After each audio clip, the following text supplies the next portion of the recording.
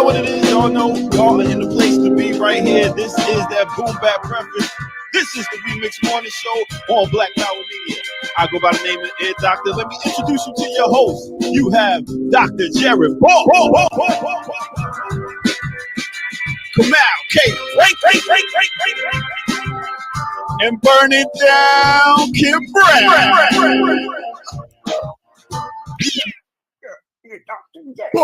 Book. Yeah, doctor. Say the best for Get last. some of this Boom Bap Breakfast. Good morning, everybody. What's up, here, Doctor? What's up, That's May in good. the background? Yo, Peace to May. good morning, Black people. Good morning. Good morning. It's Beijing back, baby. Hey, Beijing Wednesdays. Beijing Wednesdays. Oh, Lord. Yeah, terrible. It's terrible. So what's going on? I got so many things that I want to talk about this morning that I feel anxious. So I'm gonna slow myself down and just Deep breath. greet everyone and invite everybody to say something to start us off. Yeah, I'm taking a deep breath. Especially Kim, I'm so glad you're here this morning too. I can't wait to ask you about something I just watched last night. Good God Almighty. Oh man. Yeah. We was just in the backstage talking about the best year of hip hop, and right now I'm saying 1996 was the best year of hip hop. I'm gonna pull up some more stuff that came out in 1996. Pull up. Pull it up. You gonna say a little bit why though? Why 96? I know you Because so many dope artists came out in that year. Hip hop was at a high when you had Fugees, you had Wu-Tang, you had Biggie, you had Outkast, you had Method Man. I said Wu-Tang already, but but Method, yeah. But all of those Wu-Tang Method solo and Red joints, were doing stuff. Yeah. Red. well, not yet. Not in 96, they weren't. Not together. Not yet. But the Are Raekwon. you sure? I'm They positive, came close to baby. like Outkast was out in 96? Huh? Outkast was out in 96? Yeah. Yes, darling. Yes. They were on their second album, damn near. But no, Red and Meth had did the single How High, but they had not That's yet. okay, but that's what I meant. Okay, but they were already doing stuff. They were already announced that they were, that's what I meant. Because I remember hearing How High in the dorms in undergrad. Yeah, that was on the original on the show soundtrack. Yeah, okay, right on. And I sure was. I was How High with them. I was, Who wasn't? Who wasn't? There's a couple people. There was a couple people. I didn't know too many no weed squares. I ain't kick it with them, though. And I married one. So they did exist. Yeah, I know. That's what I said. I was like, you're for real? You need that balance, though. You got to have that balance to maintain. I guess. She said, I don't smoke. I said, really? I didn't think there was such a thing. I was like, stop playing. You mean you don't smoke anymore? Like or you're not smoking right now. Hey, somebody got to cook the food when you got the munchies. I mean, you're not. High does not render. I was drinking. That's what I was gonna say. You're not. If anything, you might get more culinary creativity in the kitchen if you are under the influence of cannabis. I just must not have had great weed. The only time I tried weed in junior high, like one of those some big kid was like, yo, y'all smoke this. And of course we did, but I didn't know what I was doing. So I did like and I didn't feel anything naturally because I didn't hold it in. So I thought I was immune to weed. I was like, oh, this ain't nothing. It's all like la la la la la la la la. Well, Kamal, I assure you that the shit of your junior high years no longer exists. they have cultivated that bush weed out of existence, honey. Listen, North America is rocking with cannabis right now. Like I dare say that North America probably produces some of the more powerful weed strains, maybe in the world. Like these white folks have not been fucking around on this mapping the cannabis genome. You know what I'm saying? They are serious about it. So that's exactly what I was going to say, Kamal. Your problem was you didn't go to enough schools with rich white kids. Hey, that was your problem, because it was not until I went to a couple of private schools that my drug, the quality of my drug lifestyle went through the roof. Like them kids don't mess around. They do cocaine for diets. Like I gotta get my body ready for spring break. cocaine for 2 weeks. Lord. Swiping all And the do you remember this, pills. Kim? You might. We're not. I know you a few years younger than me, but do you remember all the Baltimore area law commercials like Stephen L. Miles and the lawyers if you have a commercials. phone, you have a lawyer. If you have a phone, you have a lawyer commercial. They still run them joints. Well, I went to school with one of the sons of one of those lawyers, Oh, and he wow. was one of the biggest weed dealers in the school. Yes. Like that was like, I was like, so this is how this is the hustle. So your father goes on TV and represents the people you help get locked up. It's like, you get him high, he gets him out. It's like, okay, he's like, it's the family business. It's a family business. Family business, yes. It's a cycle of life. It's a cycle of life. That's it. Anyway, poor Kamal went to school with too many poor black and brown kids. The bad drugs. Bad drugs. You got to get the white people good drugs, homie. That proximity. You know, in my 30s, I started to smoke a little bit. I went to Amsterdam. I tried to make up for lost time. But even then, it was just like, yeah. Man, let me shout out to Cornell West Theory. I went to Amsterdam with them a couple of years ago, and went to one of the weed bars.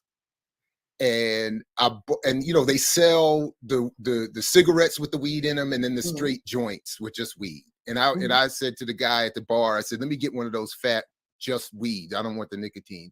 And he looked at me and then actually and heard my accent, turned to his friend and said, these Americans come over here and think they can handle this stuff. He was like, you want this whole thing?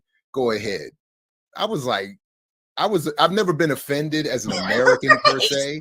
Don't be questioning my. But I said, so I took that thing, had my beer in my other hand, and just on GP huffed the whole thing in front of him, standing right there, just lit and just burnt that whole thing to the nub, and then finished my beer and was like, "Come on, son," and went on my merry way. It was like, you know, it was nice, but it wasn't like I was like, "Come on now."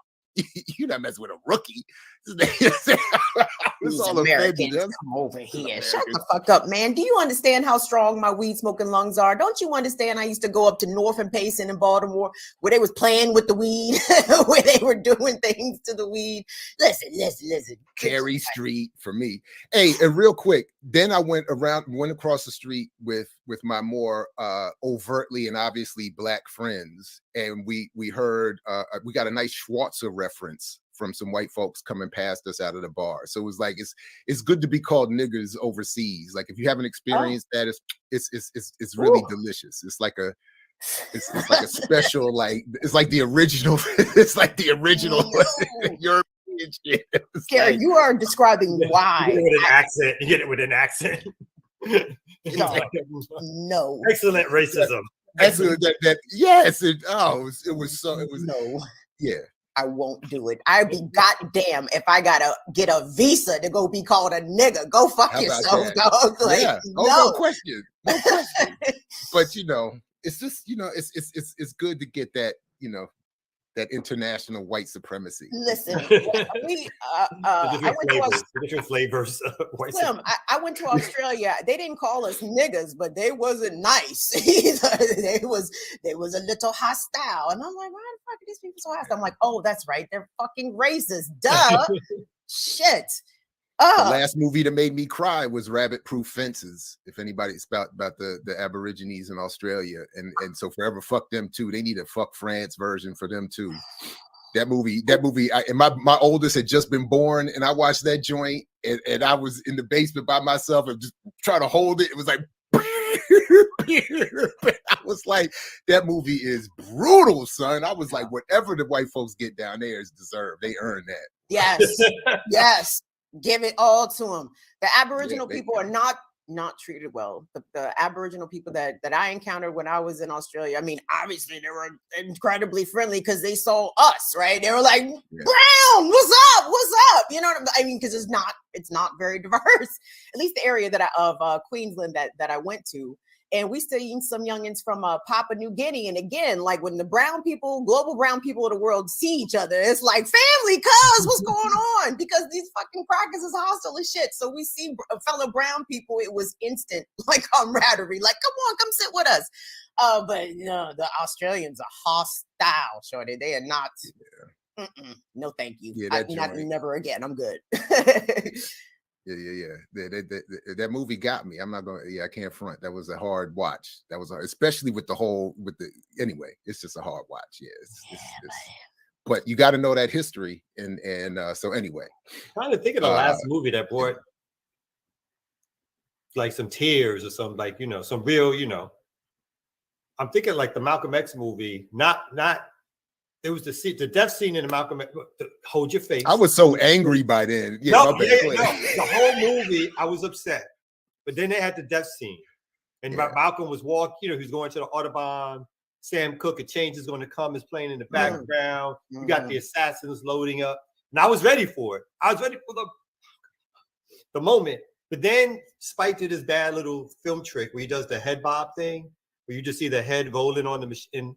And people in the theater, people started giggling. So he broke. Takes you out of the moment. Yeah, it just broke the whole moment of like, oh shit, Malcolm's about to be killed. But I will, at the end, the very end, the best part of the movie. I mean, the movie was, in my opinion, about 5 or 6 or whatever. But the best part of the movie was at the end when they did the whole, I am Malcolm, I am Malcolm, I am Malcolm. That part got me more. Really? Man, that one got me. I was so furious. Mandela was in that at the end. You don't remember Mandela coming out? Yeah, but that's what kind of made me upset. Anyway, the whole thing was just like, because I was like, anyway, it was so irritating. But you're right. I mean, you guys are of an age to have been critical of it, right? Like I was of the age when Malcolm X came out in the theaters, like that. I was, they were organizing field trips. Come on, we're going to take you guys to go see Malcolm X so you can understand what happened to Malcolm X, right? So as what, maybe 6th, 7th grade, something like that. Like I didn't know that this was a dramatic thing. I thought this was, very, almost like documentary style. I'm like, ooh, Denzel. But anyway, but y'all had sense enough. Spike we were watching. Like I was naive to know. Spike came to Towson State, and I went to his event and got up on the mic and was like, basically like, what'd you do to the movie? And they shut my mic off. Because he was like, because the whole time it was about his career, and he was telling people about how to make sure movies stay successful. So when I got up on the mic, I said, so now that you've told us how to make your movie successful. And then he was like, oh, hold on now. Come on. And I was anyway, and I tried to ask him about Malcolm. I was like, I was like, anyway, I can't remember what I said, but I was trying to call him out. And You're being ornery. But before that, I think the last movie before that actually made me cry was, to be honest, was the first time I saw my favorite film, The 5 Heartbeats. When I saw that live in the theater the first time, I was like, I was struggling. I was like, thankfully the lights are off in this joint. I was in that piece wrecked over decades that film, ago, man. but on TV, Sounder, like a replay of Sounder. Again, yeah, that's elementary school. I know. Yeah, you said it religious? No, I said elementary school. That's when they rolled in the television. They had to push the television on wheels for us to watch Sounder. Yes, I remember that. Oh God, why did they make children watch that? But you know who makes me cry on a regular basis? Who? The ear doctor, man. He's so good on them turntables, man. I be tearing up. I be like, that's my DJ. Hey, that's my DJ. Hey, Kim said they have the A's. They have the A's of drive-ins. What are you talking about? I'm talking. No doubt. And until you A's they are. Until you see that Roger Rabbit film at a drive-in theater on 3 or 4 hits of LSD, you have not lived, son. Dog. Jared was here for the party, kids. He was here to party at every opportunity. That's right. Route 40. Shout out to Baltimore. Roger Rabbit on LSD. At a big drive-in theater and the car speakers. Boy, that was wild, son. I see why Jared don't let his kids do nothing. Exactly. Never. Everything. Everything he did, he's like, No drive-ins for you. No. What, you going to a punishment house? No, you're not. Hey, y'all. You need You to ever lose see weight? that Dave Chappelle skit when he was on the Fear Factor as the junkie? No, we it's- don't Oh say yeah. That's how Jared was when he was smoking that joint in front of dude. It's like, this ain't nothing. I done smoke crack. That ain't nothing to me. Facts. Imagine me being taken down by one joint. You know what I'm saying? Please. Oh my goodness. But anyway, let's go ahead and get to the break because I know we got a lot of news to get to. So let's get to it. The remix morning show. Oh my goodness.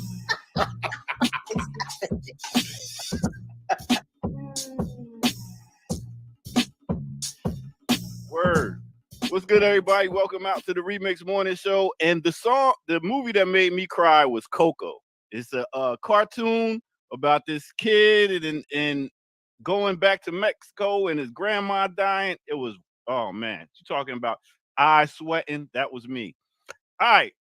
So let's talk about what's going on here at Black Power Media. Let's talk about the Remix Morning Show, and let's talk about you hitting that like button. So make sure y'all hit that like button and subscribe button if y'all haven't hit that yet.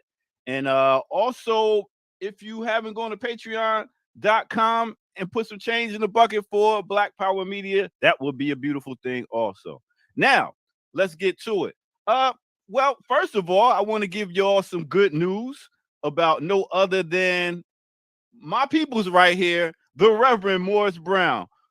Morris Brown has got full accreditation. That's right. We have got full accreditation now. We talking about a school that went down. Everybody's like, it's a wrap for them. Listen, we are back. Financial aid, all that. We are back. So with that said, I thought, hey, let me give y'all a little piece of Morris Brown on this break right here. So let's check it out right about here, right about now. All right. This is the story of Morris Brown College. Some outstanding Black folks founded Morris Brown back in 1881. The first and only HBCU founded, owned, and operated by Black people in all of Georgia. This is where Pulitzer Prize winners hit the books, where jazz legends developed their sound, where civil rights leaders spearheaded change. These are the halls where some of the greatest minds in business, science, and the arts marched. But every great story has conflict. And I ain't finna lie, this school went through it.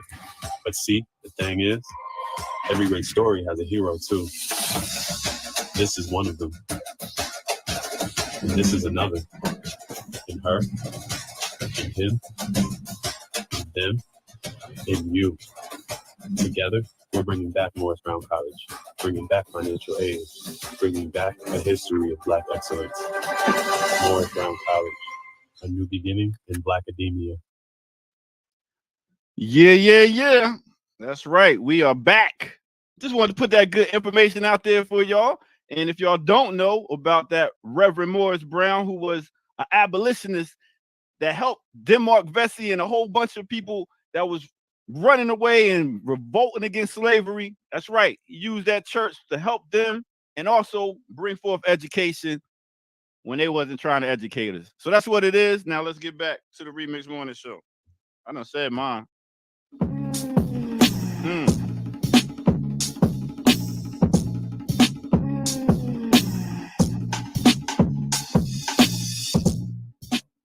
Congratulations. The whole break pumping Morris Brown. Wait, Yeah. You did a commercial. You got that commercial. He did do a commercial. He shouted out the fact that financial aid was back in I know every he did. He said financial aid.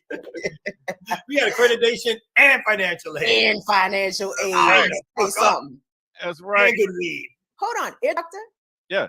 I apologize. I didn't realize Morris Brown is a white man. No. Oh, okay. Just checking. Oh, you talking about that picture? Yeah. Nah, he Beijing. I don't looks know a little that like nose. the ear doctor. Pop that up. I don't know about them nostrils, G. He looks Come like on the ear now. doctor. Stop playing. Put some glasses on him and give him a turntable, and that looks like the ear doctor. Let me see if I got that pose. Do the pose. Yep. All you gotta do is go to the back of your hair out, and then bam, you got it. I don't know about that nose, G. Hey, we got that forehead though. But that's what it is. That's your break for the day. I'll holler at y'all later. That Bama with 23andMe, Joe. I have questions. I have doubts. Terrible. Terrible. Hey, let's slap the map and get into some of these stories. I'm very excited to get to. Let's do this. Let's do this.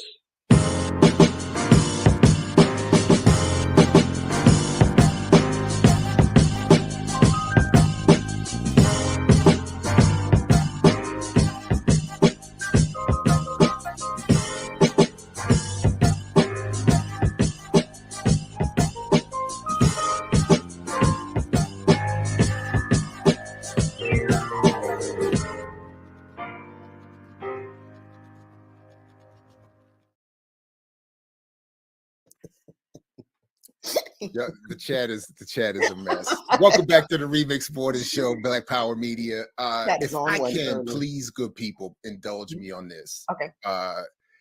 First, I just want to say very quickly that it's official now. The second edition of the Myth and Propaganda of Black Buying Power is coming in spring of 2023. So I have to actually get to work, which is the one negative of that. I actually have to actually go and do some more work. But yeah, so that's coming, new chapters, and Professor Derek Hamilton writing a new forward for it. So it's going to be a whole special expansion of the original. But really, Kim, what I wanted to ask you about, are you watching or going to watch the new HBO series We Own This City about the Baltimore gun trade? Okay. And I'm not watching it out of protest because of the very smart Baltimoreans that I follow, who have pointed out a couple of things that obviously David Simon is problematic as fuck. He got embedded in the BPD and just tells the BPD story. The only reason I might watch it is because I know there's a lot of local artists and creators from the DMV who have been cast or who have worked on it. So I'm sort of on the fence here, Jared. What are your thoughts? So I appreciate the boycott. Politically, I watched the first episode. Politically, your assessment is already correct, and I have some notes. We can take a couple minutes if you all want, but your assessment is already correct. I mean, I have no idea what it's about. Is this another cop series?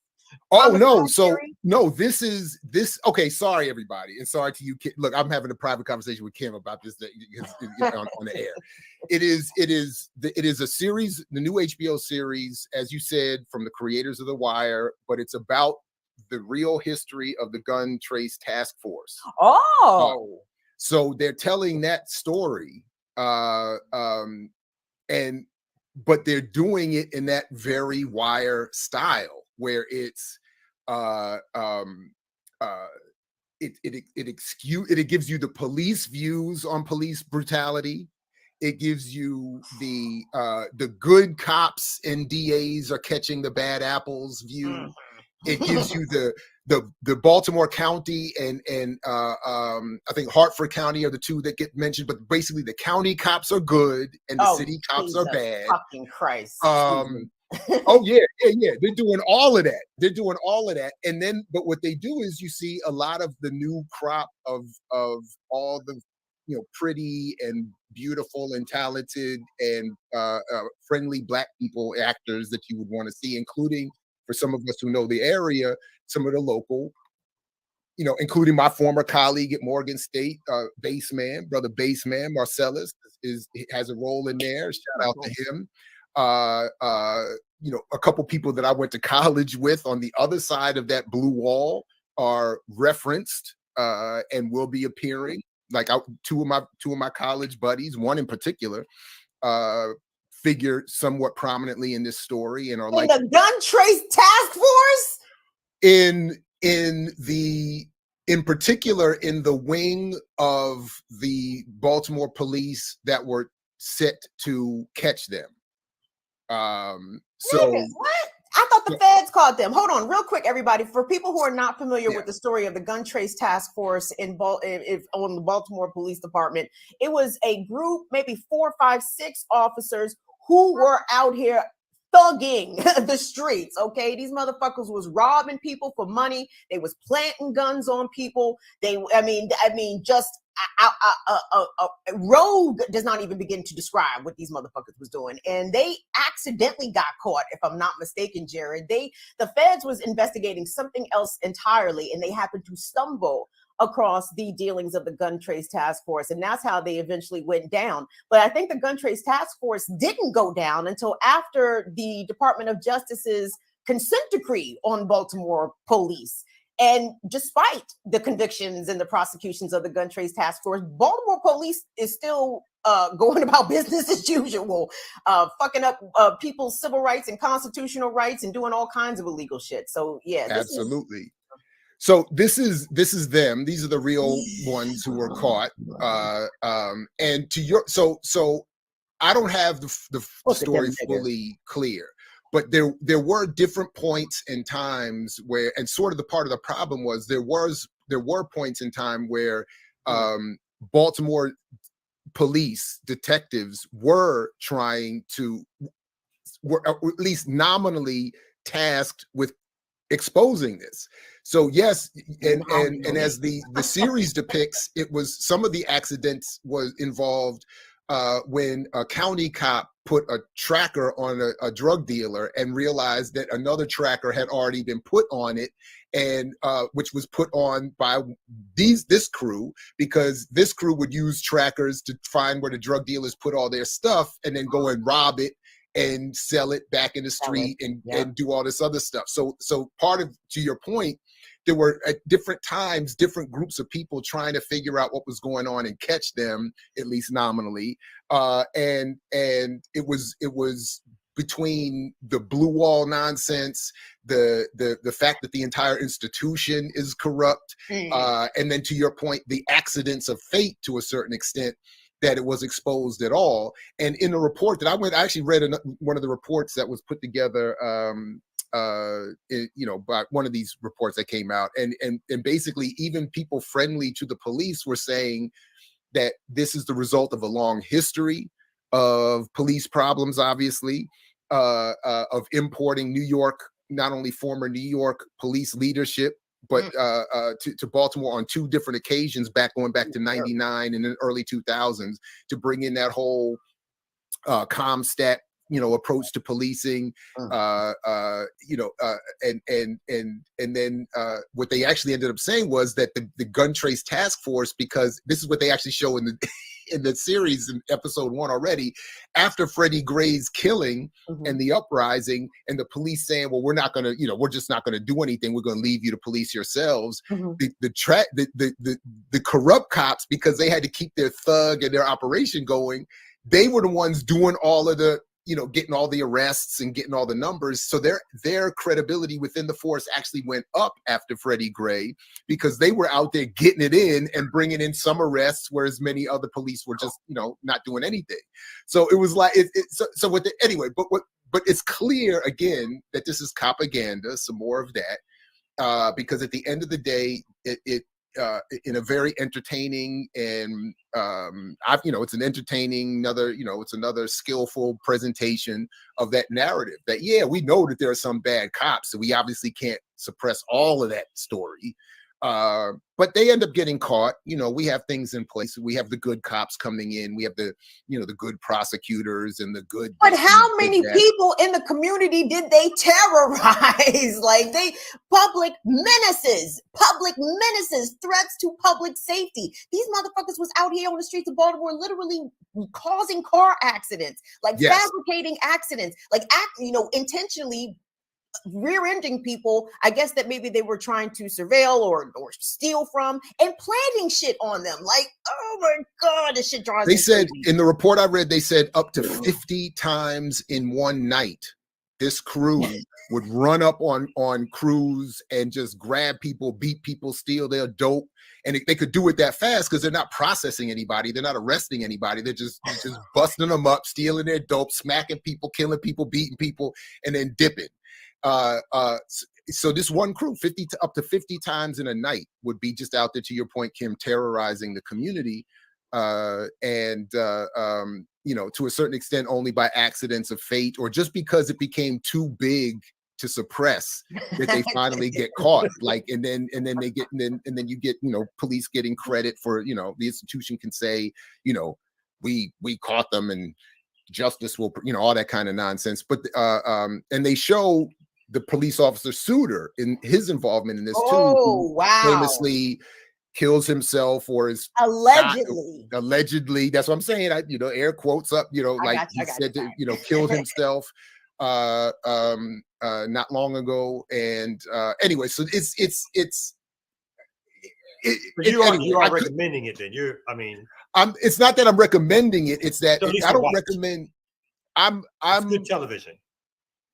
Yeah, but for bad reasons. Like, it's well done, poor politics. Like you like all the things you want. You see, again, all your favorite young or new, you know, batch of black actors. You know, you get, you know, you get all of the, you know, even the white dude that plays one of the main cops, who somebody you all will recognize when you see him. I think he does a good job of capturing that Maryland accent too. That Southern white Maryland accent, you know, just is kind of terrorizing just to hear it, but traumatic just to hear it. Fucking Delaware Valley accent, yeah. Yeah.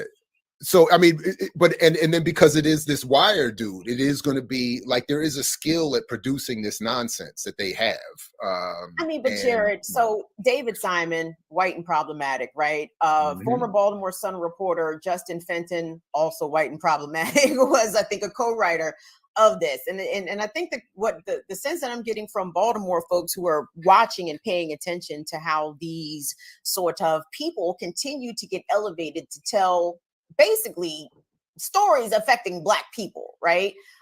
And through the course of The Wire, I think they only did one season of white folks, right? Everything else, right? That's right. Was West Baltimore, right? Everything else was Black Baltimore, and it's like, oh, I'm sick of David Simon. I'm sick of these white motherfuckers, and I'm glad. Anyway, fuck this shit. I don't think I'm with this shit. I don't think I'm with this shit, Jared. I ain't with this. Yeah. No, I'm not. So to Kamal's question, I'm not advocating that people watch it. It's just that I know I watch a lot of nonsense, and I watch things, and then there are things that I watch intentionally because I know that they're going to come up and they're just going to have an impact in this. And I do think that I go back and forth, but I do think we need to have an analysis of it as well. And then because there are people that I know personally that are circulating, I am curious. So I mean, you know, one of my, we weren't running buddies, but we were very cool back in college and since then. And he's no longer with the police force. His own story. I can't wait for that story to come out. It's a nightmare in and of itself. But that whole thing of being traumatized by Baltimore police encouraged him to become Baltimore police. And again, we're on different sides of the barricades on this one, but and he told me to my face once upon a time. I asked him, I said, so what if my name comes across your desk one day? And he just looked at me with that cold, and he said, I'm gonna come get you. You know, he said, I'm government issue, I'm GI, like I'm, you know, and it was scary. But he had risen to prominence within the Baltimore police as a detective. He had trained Souter. You see him in some of these documentaries, and then he ran afoul of the institution because he, you know, his story has to be told by him. I can't. But the point is, I'm just curious. So I am gonna watch it, and but you know, the one I always encourage people to go see. So this is called "We Own This City" is the series on HBO, and what I always made it, and I made a note to remind myself to encourage people. The one I do recommend in terms of these kinds of series or documentaries is that one that was won a Netflix prize, but then was, because the maker refused to make the edits that Netflix wanted him to make before they aired it on their platform, it went elsewhere, and it's called Do Not Resist. And that one is, to me, the best one I've ever seen, because it's just cinema verite in the sense that there's no script, there's no dialogue, there's no narration. He just embeds himself with the police and turns the camera on and lets you see who they really are. And that's why they wanted to shut it down and change it. And that's anyway. So anyway, that was There's a Yeah, book, go ahead. just real quick, about the gun trace task force done by 2 white journalists who, thankfully, to their credit, are not propagandists. That would be Baynard Woods and Brandon Soderbergh. The name of the book is called I Got a Monster, where they, in detail, they spent many years researching this book and detailing the exploits of the gun trace task force. So I'd be curious Right. how this series compares to their book, because I mean, I don't know if you know Baynard and Brandon, but like that nice guys, but even white men, like they are sort of outside of the establishment, in my opinion, outside of the traditional Baltimore journalism establishment, because they will tell the truth about police, and you cannot write for the Baltimore Sun telling the truth about the Baltimore Police Department. So yeah.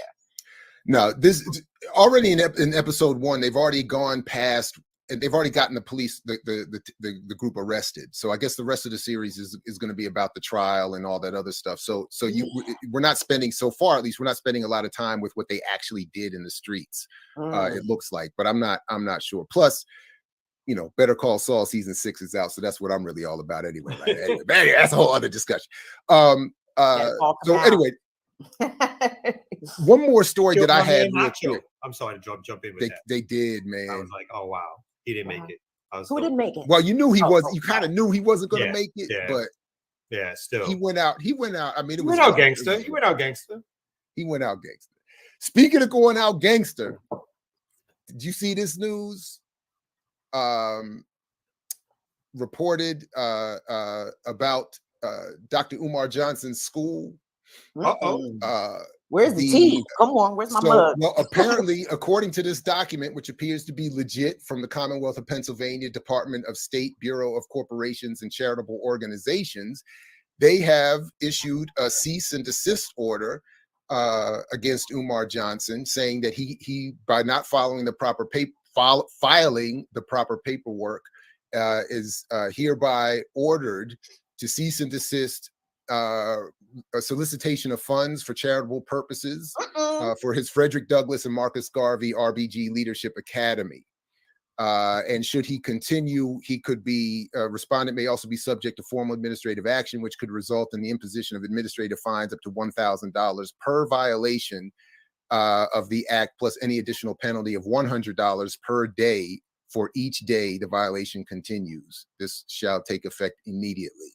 This is from the Commonwealth of Pennsylvania, like the state actually imposed a cease and desist order. Ooh, somebody told.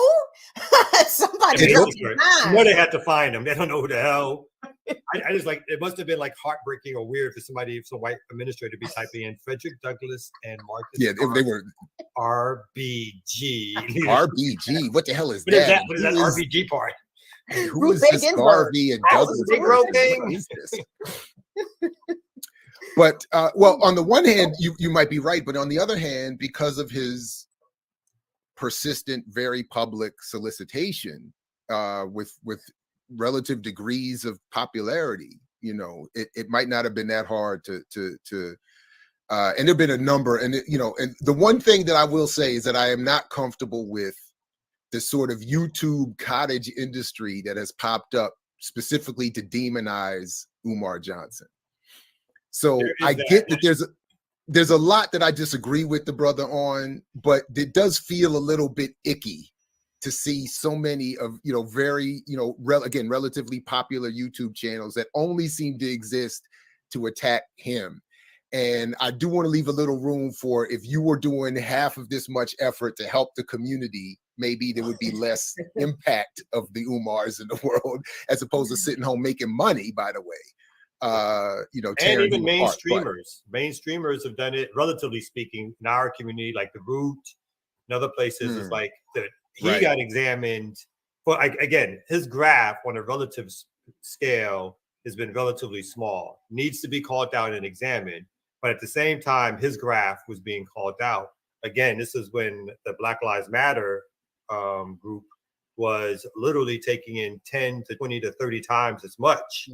And they were being so celebrated that no one took the time to take a little microscope and say, well, let's look what's happening under here, because, that was considered part of the acceptable zeitgeist of what was happening, where Umar was, again, grafting like a motherfucker. but obviously an easy target because his presentation half the time was like, and I guess meant to on his part, to be semi-outrageous. I would call it sort of Don Kingish in terms of his attempts to get attention and notoriety. Obviously a smart dude and all the rest of it, but off the chain, you know what I mean? And everything ended with run them dollars for a school that never seemed to come into fruition. But yet there was trips to the strip clubs. That's all I remember. Hey, here's so help me bring me up to speed here. So I think if memory serves, Umar Johnson has been fundraising for this school. I got to say the better part of a decade. Would y'all say? Yes, I think it feels like it. Yeah, it feels like it. Yeah. And he ain't built literally Nathan. I thought the last video I saw. I'm sorry. I thought I saw a video where at least he was standing in front of a building. In Georgia, I thought for some reason I thought it was in Delaware. Okay, maybe I can't remember. I don't. Maybe it was in Philadelphia. Maybe I don't know. It depends on where he was at. Then he just filmed in front of some building, I think, and put that out as his new school. But if anybody missed it, I saw this the story when you all covered it yesterday. The sisters at the mansion having brunch with BLM. I mean, clearly Umar is not hustling properly. Like, he's doing what he can. But that's what I mean. Like, as far the credit given is like, his level of grafting for where he's positioned to be has been fantastic. In terms of what he's been doing, he's basically a YouTuber, and he's got. Again, he's had radio shows. Back in the day, I was on one of his shows. He definitely is on his grind. He'll do city tours all around the country. He's building a base for what I don't know, but a base that at least follows him. So on that level, it's sort of like this guy is an organizer, but an organizer for what? Like no one handed him. It wasn't like liberal establishment didn't sort of open the keys of the gate and let him come in with magazine stories and all the rest of it. So he's been on his grind, getting his his few million. So that's what kind of bothers me. I think more so about Umar than it does the Black Lives Matter Global Network Foundation folks. It's like, that 90 million, that's white folks' money by and large, right? That's white guilt money. Umar is crowdfunding directly from Black people. You know what I'm saying? And it's like, you are taking this directly from those who have it the least and not giving them anything in return for their good faith investment or donation to you. So it's like the Black Lives Matter folks, AT&T broke them off, some checks, and Verizon and all the other terribles. But by and large, that 90 million was white people's money. Yes. Do y'all agree? Yes. No, I think you're right. Oh, it would have to be 1,000%. People don't have that kind of money. Tell them, Jared. Have to be. and you're right. Like Umar's money is from the community. People who are hoping, wishing, that this dude was going to do that. What he said, he works the tongue. People got excited. He's claimed to be related to folks. He throws on the red, black, and green. He's the Prince of Pan-Africanism. Folks are hoping. King Kong consciousness. Yes. Look, I did ask him. I remember. I'll never forget. We were at an event. He was doing his presentation, and during Q&A, I did ask him. I said, you referenced Garvey, you referenced Douglas. I said, so like, what organizations are you encouraging we either join or form? And his answer was more or less, I'm not interested in that. Get your consciousness together, buy my books. And it was a very much that kind of, and I remember vividly thinking like, wow, that's a really disappointing answer. Like, I can disagree with you on a lot of different things, but when there's no encouragement to join even an organization I might not like, I'm like, wow, anyway, I still am uncomfortable with that cottage industry against him though too. So Leah Boggs, to answer your question, yes, Kamau did say work the tongue. You heard him correctly. you heard him correctly. I mean, see. Why you gotta? Why? Oh, the ladies sat up real quick. Did Kamau just say? Did I hear that right? Yes, girl, you heard it right. I heard it too. I didn't say nothing. No, I just like all I meant was that he's a good talker. I've never heard he did marry 2 women. Yeah, I haven't heard about this cunnilingus game, but I'm just saying, shit. you know. Time out. Erica, we're on the same page. I said Can I throw something in real quick? Speaking about go ahead. I'm Please done. do. I'm done. Please I appreciate you all indulging me. Yes, no, I'm good. All good, Jared. All good. A very, very worthy and interesting story. Speaking of Condolingus Rice, Condolingus Rice is set to speak today at the funeral of former Secretary of State Madeleine Albright. Bill Clinton is supposed to be there to speak. Also Biden. Also Hillary Clinton. And I am like, yo, if you got Biden, the Clintons, and Condolingus Rice coming to your funeral to speak over you, surely you have to be a demon, yes? There's got to be a couple bushes coming too, right? There's going to be some bushes in that joint, right? Yes, all the demons have to eulogize their other demons. Yes. Trust me. This is a united front. A united front. Of devils, yes. If the devils are coming to speak over your funeral, baby, I know where you at already. I already know where you are. Look who was speaking on your behalf, girl. I know what's hot. She sure did say hell is hot. It's only 500,000 Iraqi children dying from sanctions. Oh, Jesus. You know what I'm saying? That was a quote. And never apologized. What's the issue? Never reassessed, never backed off. It was always like, nope, we did the right thing. Yep. And we continue to do the right thing. It shows that, the establishment is united. They are united when it comes to keeping capitalism going and keeping imperialism going. Those are they're very united. There's no backing off. There's no division or anything like that. Mm-hmm. Are the Obamas showing? The Obamas got to be going. They got it. I'm sure one of them will be there. You know, Barry don't miss a chance to skin and grin with the rest of them fucking devils. There'll be there's no way. There's no way. Okay. All right. So and this is happening real quick. This is happening at the Washington National Cathedral. And I'm just thinking about all the demons that have been interred at that fucking church. Like, y'all might as well call this the National Satanic Church. Because look at all these fucking devils that y'all keep giving honors and beautiful last rites to. Get the fuck out of here, nigga. I know a devil when I see one. And all white people are not devils, just by the way. We got some wonderful whites joining us today, but them devils, shit. Speaking of devils, we watched the episode of The Masked Singer where Rudy Giuliani got unmasked last week. Oh wow! And dude walked off. Ken walked off. So we watched that. We watched that episode. It was funny. All the discomfort, because Nick Cannon was even like, how did you do this with all of the controversy surrounding your life? You have time for this? Yeah, that's what he was asking. Like, Ken walked off. The camera, collapsed on the 2 women who were hugged up in total like cheering. What's the name for the Pussycat Dolls and the other one from MTV? I can't remember their name. Right. But they were all like, yay!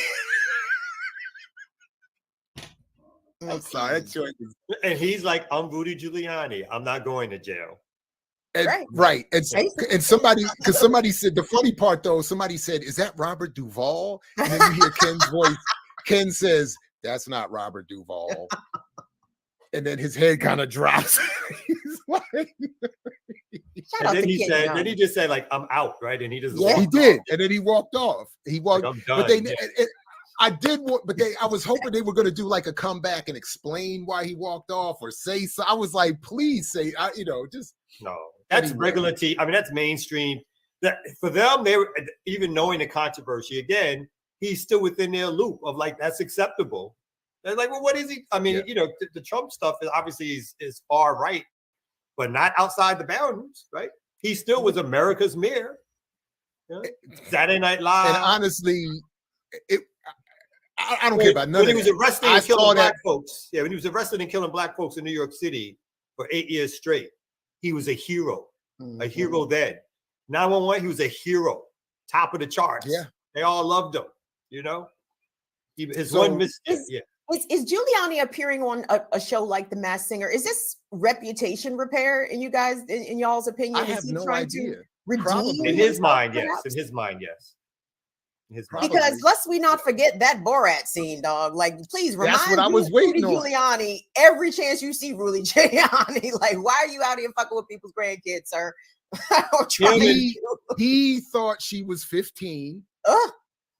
That was the exact expressed age. I watched that joint and went up to the room and was clearly, it was so obvious, even before he's fumbling with his pants, it was so obvious. His whole hope was, oh, this is happening. And it's gross all the way around. And the woman actress said, it's the first time in all my years working with that Borat dude, who's probably, he's a problem in himself separately, but she said this is the first time in all my years doing this kind of work with him that I was scared doing this sort of improv, punk type thing. She was like, when he came crashing in to interrupt, she was like, I was very grateful, because she thought she was in danger, and he thought she was 15. Yeah, he's and again, he's back to, he's like what Kim said, he's now in I'm rehabilitating my image mode. And someone told him, I think he has the same publicist Patrice and I must have, because apparently I mean it on the part of like, you know what? This ain't gonna look good. If you do this ain't gonna look good. Right? So, but no one told him that. Nobody told him that. No one they told said, him go that, do it. Go do it. Great idea. America will love you. Go do it. But what reminded me of that with all the devil talk was, and shout out to the legendary Queens-based rap group Screwball for that classic track, Who Shot Rudy, which opens up, if you see a devil, stop him. And then they do a whole track that came out years ago on some mixtape that I had, where they did it's out there, people Google it, where it's a track that fictionalizes an assassination of Rudy Giuliani on the steps in front of the mayor's building. And if you see that documentary about the hip hop cop, they talk about how the police harassed them, and when that mixtape came out, it upset the mayor, it upset the police, and they harassed the MCs and all kinds of stuff. But shout out to Screwball for that. It's a great track, by the way.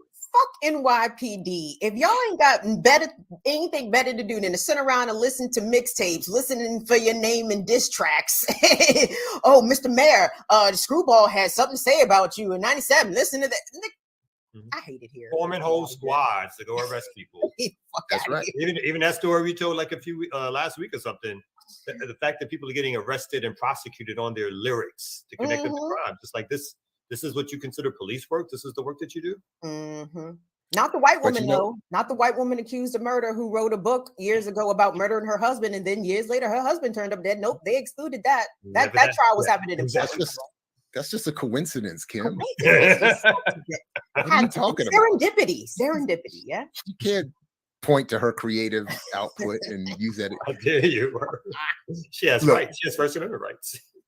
But speaking of appropriate use of their creative output and being dangerous with their hands, Jared, I don't know. These segues are never a surprise to me. Your setup, your cadence, and your delivery remain the same. Every single one. The words change. Speaking of, hey, the consistency is beautiful. He does a good job. He's got the best segues. He's got the best segues. No doubt. I don't know. Hey, on to some good news, like I was talking about before. 1996 albums in 1996. We had All Eyes on Me. We had Fugees, The Score. We had Jay-Z, Reasonable Doubt. Outkast, ATLiens. Mobb Deep, Hell on Earth. UGK, Riding Dirty. Nas, It Was Written. Muddy Waters, Redman. Philadelphia Life. Stakes is High. De La Soul. Man, I could just keep going here. You had Beats and Rhymes in Life, Tribe. We had Iron Man, Ghostface, Wrath, man, Little Kim, Hardcore. Yes. We had you know what happened on that Muddy Waters album? What? The name of Mama's Biscuits. Oh, that's where it comes from. Better than your mama's biscuits. It's all connected. It's all connected. Dear doctor, Yeah. The other interesting aspect about all those records released in 96, if we go back and look at the release dates of like how many of those classic joints dropped the same day, dog. Like I would go to Sam Goody or Waxy Maxie's with $35 and leave out Paul, but I had four of the hottest, the Rose rocking his joints in my hand. But dog, you had to buy everybody's joint or your friend. All right, you get the Nas, I'm gonna get the Outkast, and then we can dub them out together. Yeah, buddy.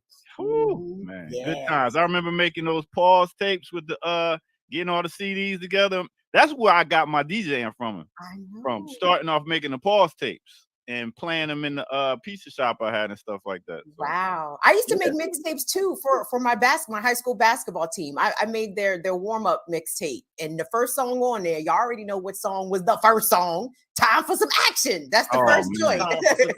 Action. And even before that, we talking about Power 99 with Lady B back in the 80s when I was making the pause tapes and taping right off the radio. Don't let me go. What up, Philly? Shout out to Philly.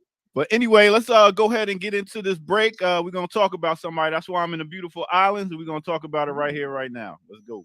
Let's go. Remix.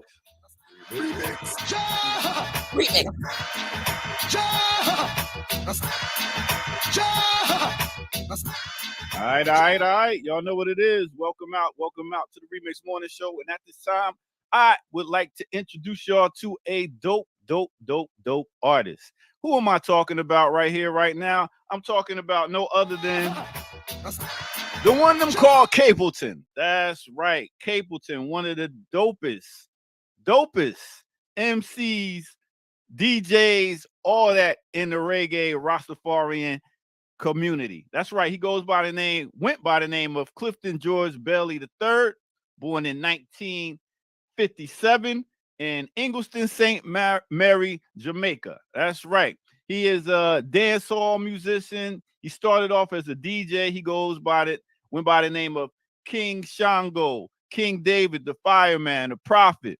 And he also has a record label called David House Production. And in most of his songs, he is always talking about Rastafarianism. Now, when he came on the scene back in, 1989, it was pretty much more like 1980. It was a whole bunch of slackness on the radio. You know what I'm saying? It was a bunch of slackness and gun talk. But Capleton came in talking with the consciousness, talking about, Rastafarianism. But the dope thing about him is he has some dancehall music and he had the conscious music. He was one of the first that ushered in people like Sizzla Kalonji and different artists that had both dancehall and conscious music. He was first brought on tour with Ninja Man. That's right. He was first brought on tour with Ninja Man. You might remember some of his songs like No Lotion Man, #1 on the Look Good chart, all these different songs, but Tour. Tour was one of his biggest songs that was like on the dancehall tip that got big major play. Like I said, he was bound with the Rastafarianism. He referenced Bobo Ashanti and all the different Rastafarian movements under that umbrella. When he talked about it, he got a little pushback for dealing with, anti-gay lyrics and stuff like that. As you remember, a lot of that is not looked at as being legal in Jamaica and in the Rastafarian community. He is a vegan, and he has over like 25 albums. So if you ain't heard about Capleton, please go check out Capleton. He has some dope music and definitely make your head nod. So that's what it is right here on Black Power Media, the Remix Morning Show. So let's take it back to our host. All right.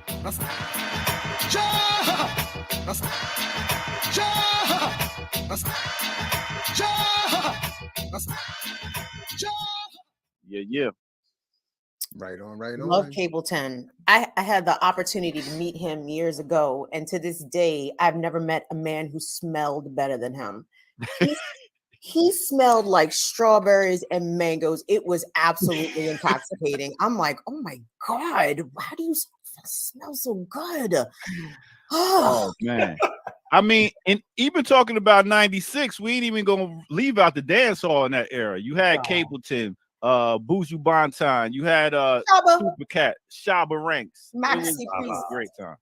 Hey, real quick, Ear Doctor and Jared and Kamal, because y'all listen to the radio. Jared and Kamal, I know y'all children force y'all to listen to the radio. And Ear Doctor, you keep up with young people. Do they are reggae records, even like pop reggae records, so to speak? Do they get any spins anymore, or did pop reggae go out with Sean Paul after "Give Me the Light"? Was that it for reggae on the radio on mainstream hip hop and R&B stations? You know what? You know what came and kind of replaced pop reggae? Afrobeat. You On the radio, really? Yeah, because when it comes to dancing, like in the dance hall and stuff like that, people do those same moves on Afrobeat now. Like you got on the radio, not on the dance hall. Yeah, on the radio, you'll hear Essence all the time with WizKid. And you'll hear Coffee, Toast. So you'll hear some of those, but reggae, I mean, you just gave a Grammy to some white boys that got a reggae album. Soulja, they from here though. Soulja DMVers, yes. Yes, but you're right. They are white, correct. And really the big reggae artists now is you got Coffee, you got Chronics that come with some conscious reggae protege. And then if you want the slackness, you go to Vibe Cartel and all that. So you got a balance still. Wonderful. Thank you for that. I don't know. I don't know if I hear any of that. I hear, of course, our kids listen to a lot of like reggaeton and right. like Bad Bunny and all, all that kind. And all that kind of, like I'm not a big fan of all of that per se. But so I don't actually hear a lot of what would be the new reggae or whatever. And I was just having a conversation with another DJ friend, and it was just like, yo, music now is so regional. We would all hear the same thing on the radio, and it was easy for a DJ to play the music that get everybody. Now, it's like everybody listens to this.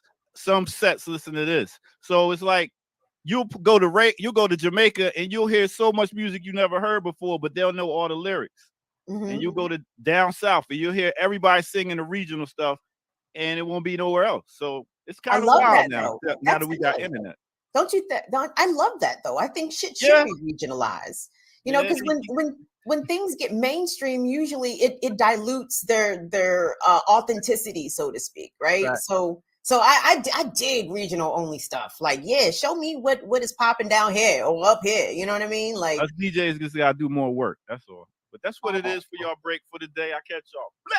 Appreciate you, Ear Doctor. So listen, we got a couple guests coming up, and in part coming up in just a second to preview a new show launching today on Black Power Media. So let's go ahead and get to that. And speaking of regionality, let's go back to Baltimore of sort, so to speak. All right, let's do that.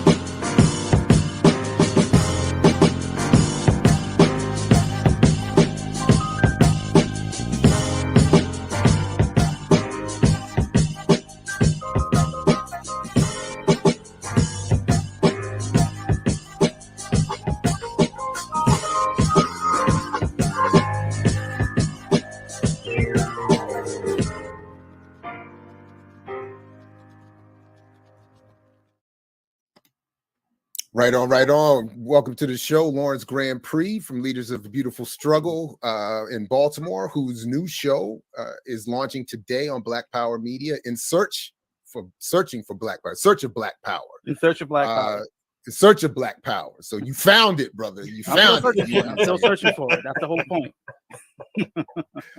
Anyway, Lawrence, welcome back to the platform. It's good to see you. And I see, for some of us, I want to speak for everybody. I suspect it would be of interest to myself and Kim in particular. But your show launching today, your first episode is about the cannabis industry. So why don't you tell us a little bit about this new show and what the first episode is going to be about, and then maybe I can ask you about this new series on HBO. Sure. So, In Search of Black Power started as an audio podcast, I believe, in 2017-18. We started off doing audio only, kind of like a Black Radio Lab type style, like high production value, deep storytelling, which I really enjoyed, but it was just hard to continue with that format. So we took a little break with the pandemic. So now we're back with a YouTube show. Myself and Rasheem, who's a Baltimore-based independent researcher, are going to be the the co-host for half the episodes. The other half of the episode is going to be my fellow colleague at Leaders of a Beautiful Struggle, Davon Love, interviewing certain luminaries throughout the Baltimore community who are working on different social justice issues. So we're going to alternate between those two formats, and I think we're going to have a variety of folks and a variety of topics to hit upon around this general concept of Black power, politics. How do we actually build infrastructure for tangible change in our community, which kind of gets me to the cannabis issue. I've been talking about cannabis since 2015, actually, when one of the big protests around the Freddie Gray stuff happened. I was actually going to give a talk that night about this very concept. So I've been talking about this stuff ever since then. And the biggest thing as really a non-consumer of the plant is it's going to be hundreds of millions of dollars of tax revenue that are generated when we legalize weed. Other states have really messed up. We just show we can have revenue to the community. How are we in the community impacted by the war on drugs going to get the bulk of that? So I frame a lot of this episode around myth busting, variety of what I think are myths around the cannabis issue. Part of it is, people who are skeptical of legalization, which I totally get, which is like they're just pushing weed in our communities and trying to address some of those concerns that we hear from our community, addressing some issues around this is just a huge bag and we all just got to get the bag in the cannabis industry.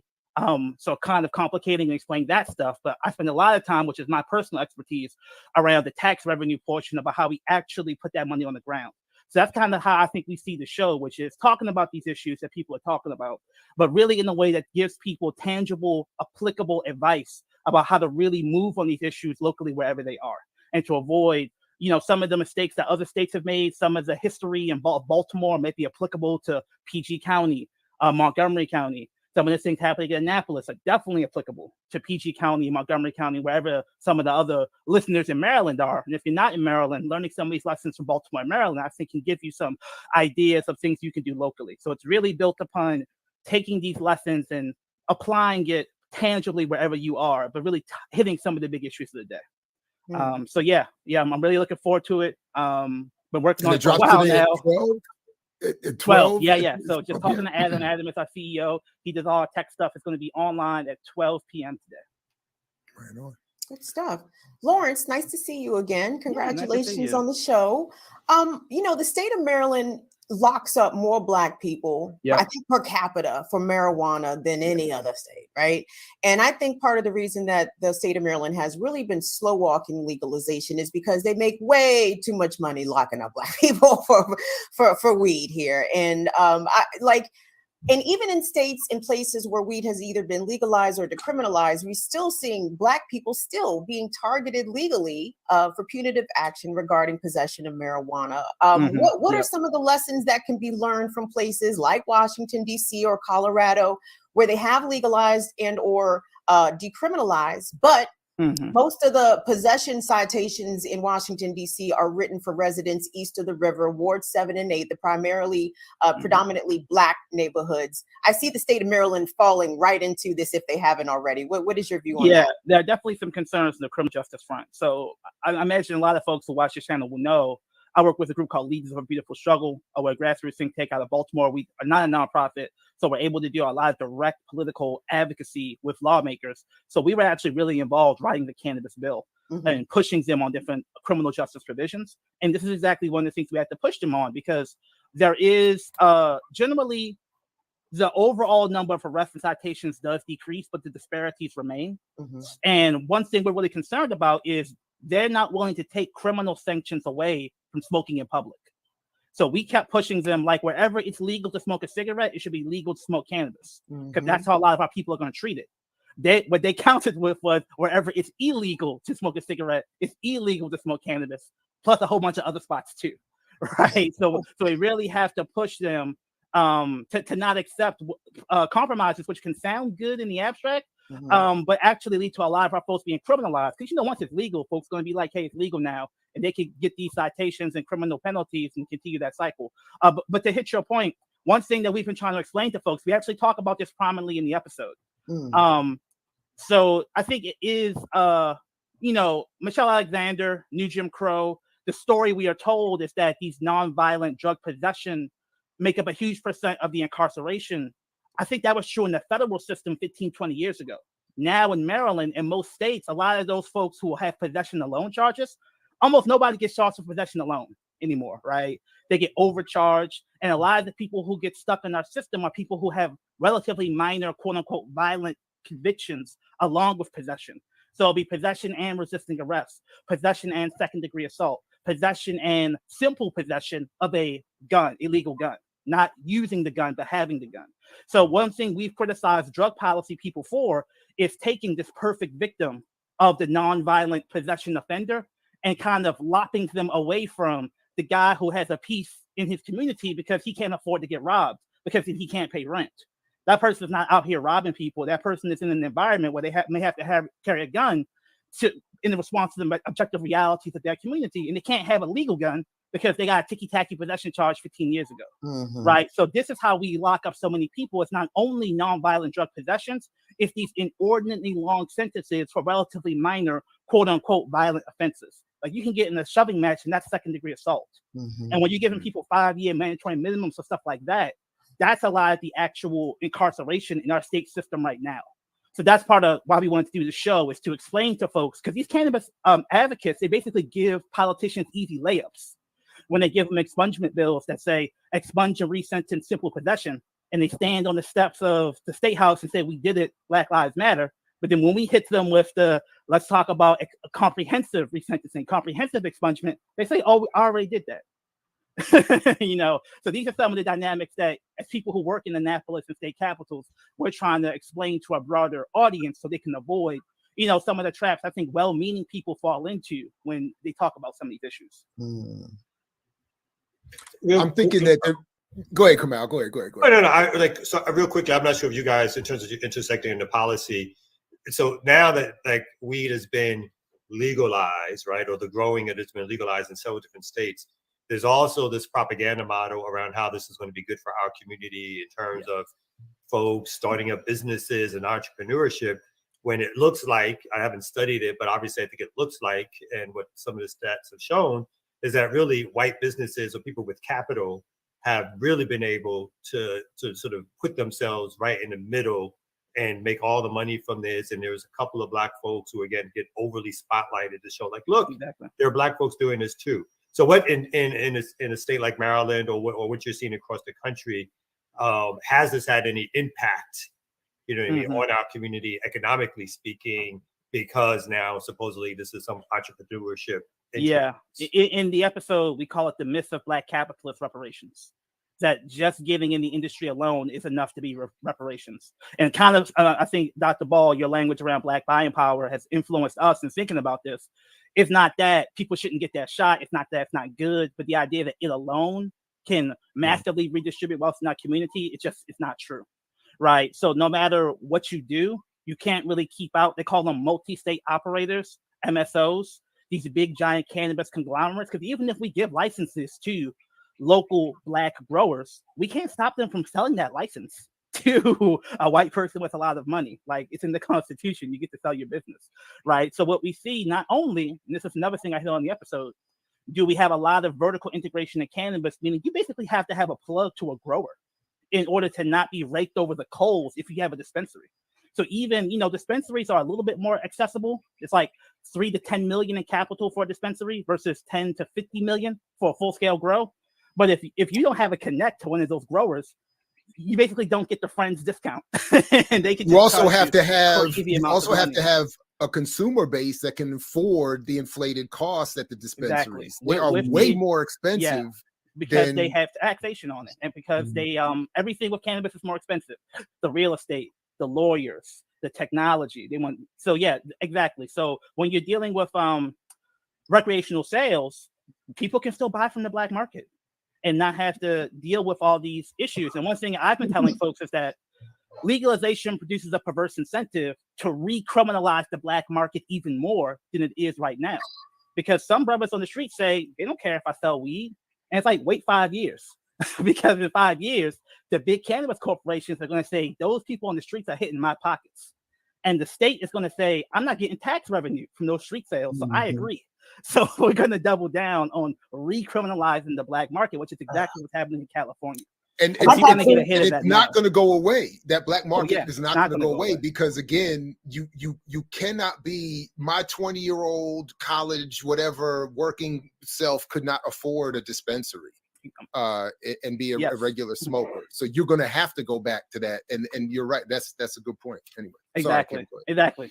Oh no, I was just going to mention that Virginia also was trying to recriminalize marijuana. Their new Republican governor said that first of all, Virginians are legally allowed to possess up to 2 ounces, I believe. And now Glenn Youngkin is trying to recriminalize if you have more than 2 ounces. Yeah. So yeah. And I do drug policy research. I think it'll be a topic I will come back to on the show because we really need to have deep conversations about it. Cops, they can just lie. Like their scales don't work. No. Like they can just lie and say, oops, 2.1 ounces. And it's just No. like, wow, so we're just making stuff up when it comes to cops and, these limits. They can just kind of say whatever they want. Oh, the evidence got lost. Like, and again, this is empirically shown with the decrim research with meth and heroin. And again, it's a really dangerous thing depending on the police for anything. So that's one of our critiques of drug policy, folks. It's like, where are you when it's time to do redistribution of the tax revenue so the brother on the street doesn't have to continue selling street weed? Where are you when it's time for police accountability legislation? These really well-funded drug policy folks don't show up. So really trying to explain these dynamics to folks so they can, avoid some of the mistakes and the dangers we see coming down the pipe for what can be, I think, a good policy. We're going to do what limited stuff we can do so that Black folks have a shot at entrepreneurship. But that's why we're really focused on that tax revenue, because that's a form of economic redistribution that actually can impact people on the ground. So really elevating that in the conversation and putting it in the context of the larger reparations movement, which is really hot right now. A lot of convenings, a lot of commissions. But it's like, do you have a pot of money attached to any of those findings? Because that's what we're going to have in Baltimore. Like when we do our commission for reparations for the war on drugs in Baltimore, we're going to have a pot of money attached to it because we started doing this work 7 years ago for this, right? So that's part of what we want to try to talk to, like, even the broader reparations movement about tactics and strategies and sharing knowledge around stuff like this. Can I ask you a question, Lawrence, about the impact, if you guys have been tracking this data-wise? But for example, when I think DC did it first, and I think Maryland has also done it, but as it relates to pretextual stops for police officers, that the smell of marijuana is no longer legal grounds for a cop to stop and engage you. How's that going? How's that going? It's no longer a pretext to stop if you're walking on the street, if you're in a car, because you might be driving intoxicated. It is a pretextual for a stop. So that's one of the biggest things that we've been working on at the state capitol is trying to clarify the language, because that's from a court ruling. And basically the cops have been like, we're going to interpret that court ruling to exclude what we really want to do is pull people over. Right. So then we can search their trunk. So then we can make our quotas. And again, some people smoke in their cars because they don't want to smoke around their kids. You still can't smoke on the street. So people will smoke in their cars, even if it's parked, and they can get tickets. So yeah, some people have just left a legally purchased a dispensary, recreational dispensary, and are just driving home, and it's going to smell because dispensaries themselves smell. So you can't even pick up the smell just being in the dispensary. Yeah, some people live in public housing, and you cannot smoke. Or I was just going to say they'll start claiming they're smelling cocaine or heroin now. Fentanyl. They'll go with a smell fentanyl. With a grape shot, with a fentanyl, and they'll pass out like at a revival. So yeah, so you just mentioned something I want to make sure there's clarity on. And so you just said, like, so in public housing, you can't smoke. It's federally. It's still, you get federal money for public housing, so it's federally illegal. They can kick you out.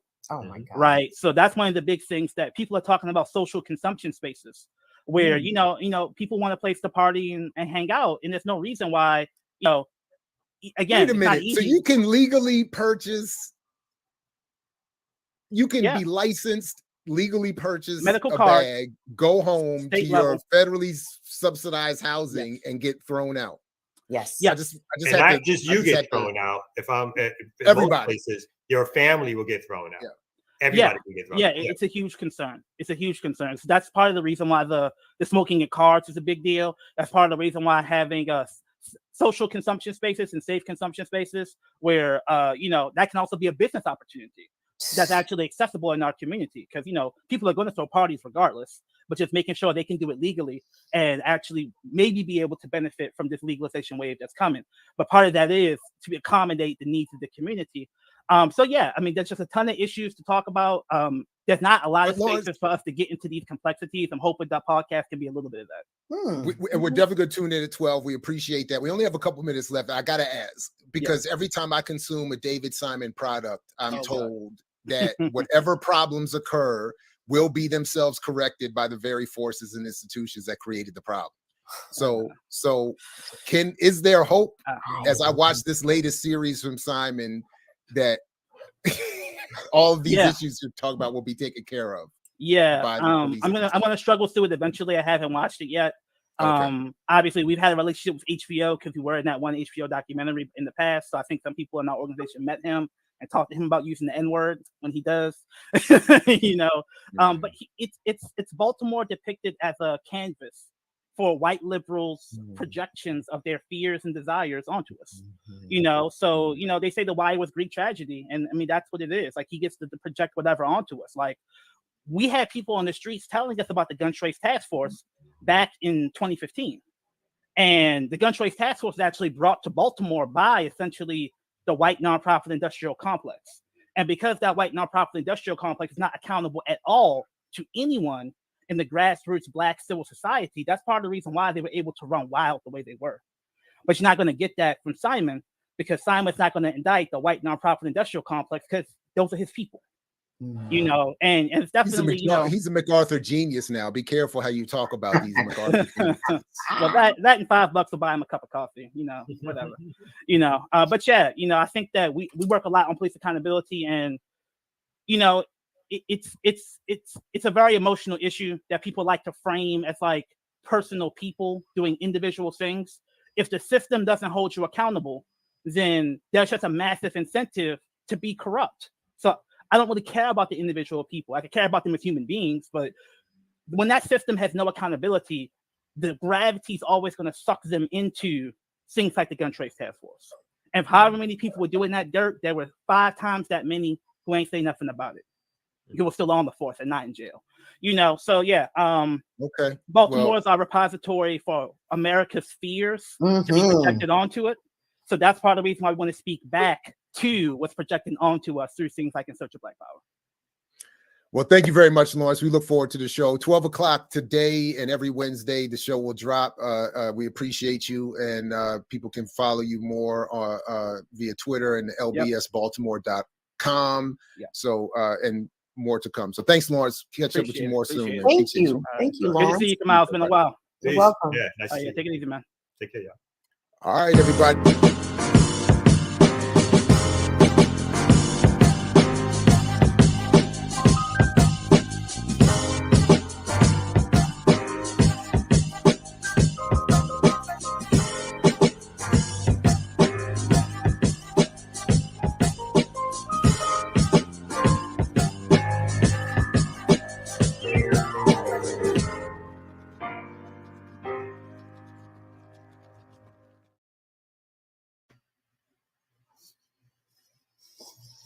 Right on. Welcome back to the Remix Morning Show. We got a lot more coming up. Don't want to belabor the point. Let's get to the ear doctor real quick. I know we have another special guest joining us in a couple of minutes as we continue to cover the world. What's up, sir? Nothing much. We're going to go ahead and give y'all a little bit of edutainment real quick with some music and some message. So who's that on your shirt? Playing what sport? Oh, you know what Champions League, baby. I hope everybody's watching the Champions League. Some of the best games going right now. Keep anyway, go ahead. Yeah, nobody's watching it. Nobody's watching it. Nobody's watching it. I'm sorry. There would be no one. Let's go ahead and get to the break. Remix.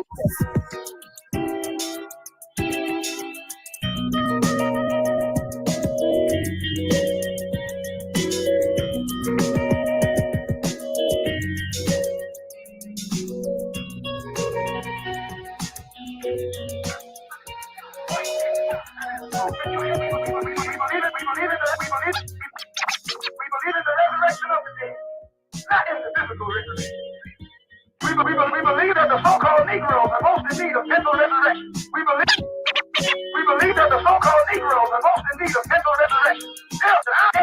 knowledge of yourself. Get to the knowledge of yourself. Get to the knowledge of yourself. Black people are waking up. Black people are waking up. Black people are black people are black people are black people are black people. Black people are waking up. We believe we are the people of God's choice. We believe we are the people. We believe we are the people of God's choice. We believe we are the people of God. We believe we are the people of God. We believe we are the people of God's choice. Furthermore, we believe we are the people of God's choice. As it is written, that God will choose the rejected and despised. And we can find no other person fitting this description in these last days more than the so-called Negroes in America. We believe in the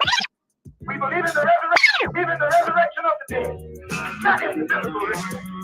We believe that the so-called Negroes are most in need of mental resurrection. We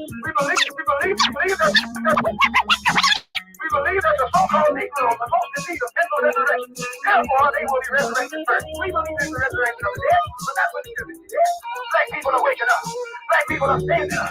Black people are rising up, and they're throwing sight into that deep-shaking white man. We believe we are the people of God's choice. That's what we believe. We believe we're the chosen people. We don't believe you are the chosen people. And let's take it back to the Remix Morning Show, y'all. Let's go.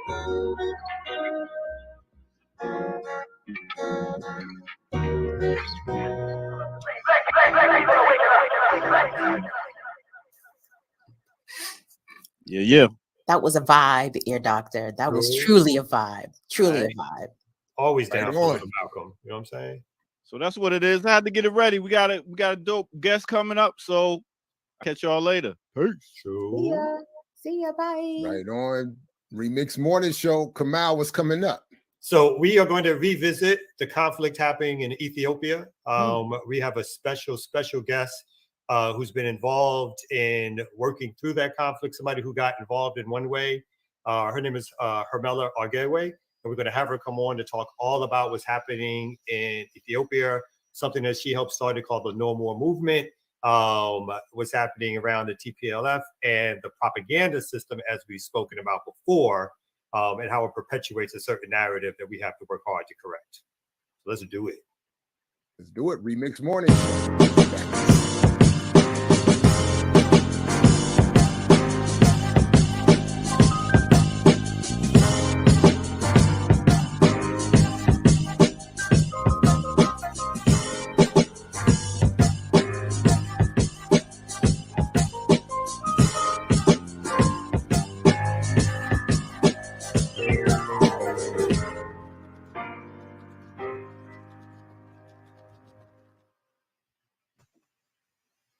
Hey.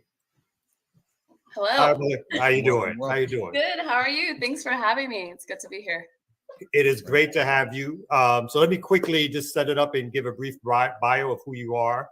So Hermela Argewe is a Los Angeles-based Ethiopian American journalist. She's also a community organizer now with more than a decade of experience in mainstream media. She's worked as a producer and a reporter on CBS Los Angeles, Al Jazeera America, and Current TV, and the Young Turks, among many other media outlets. And she's the founder, or one of the founders of the hashtag No More Movement, which is a global grassroots pro-Africa and pan-African movement that originated in Africa. And we're going to talk more about that movement, but you can go to nomore.global to find out more information about it. And welcome to our podcast, to our morning show. Thank you. It's good to be here. Yeah.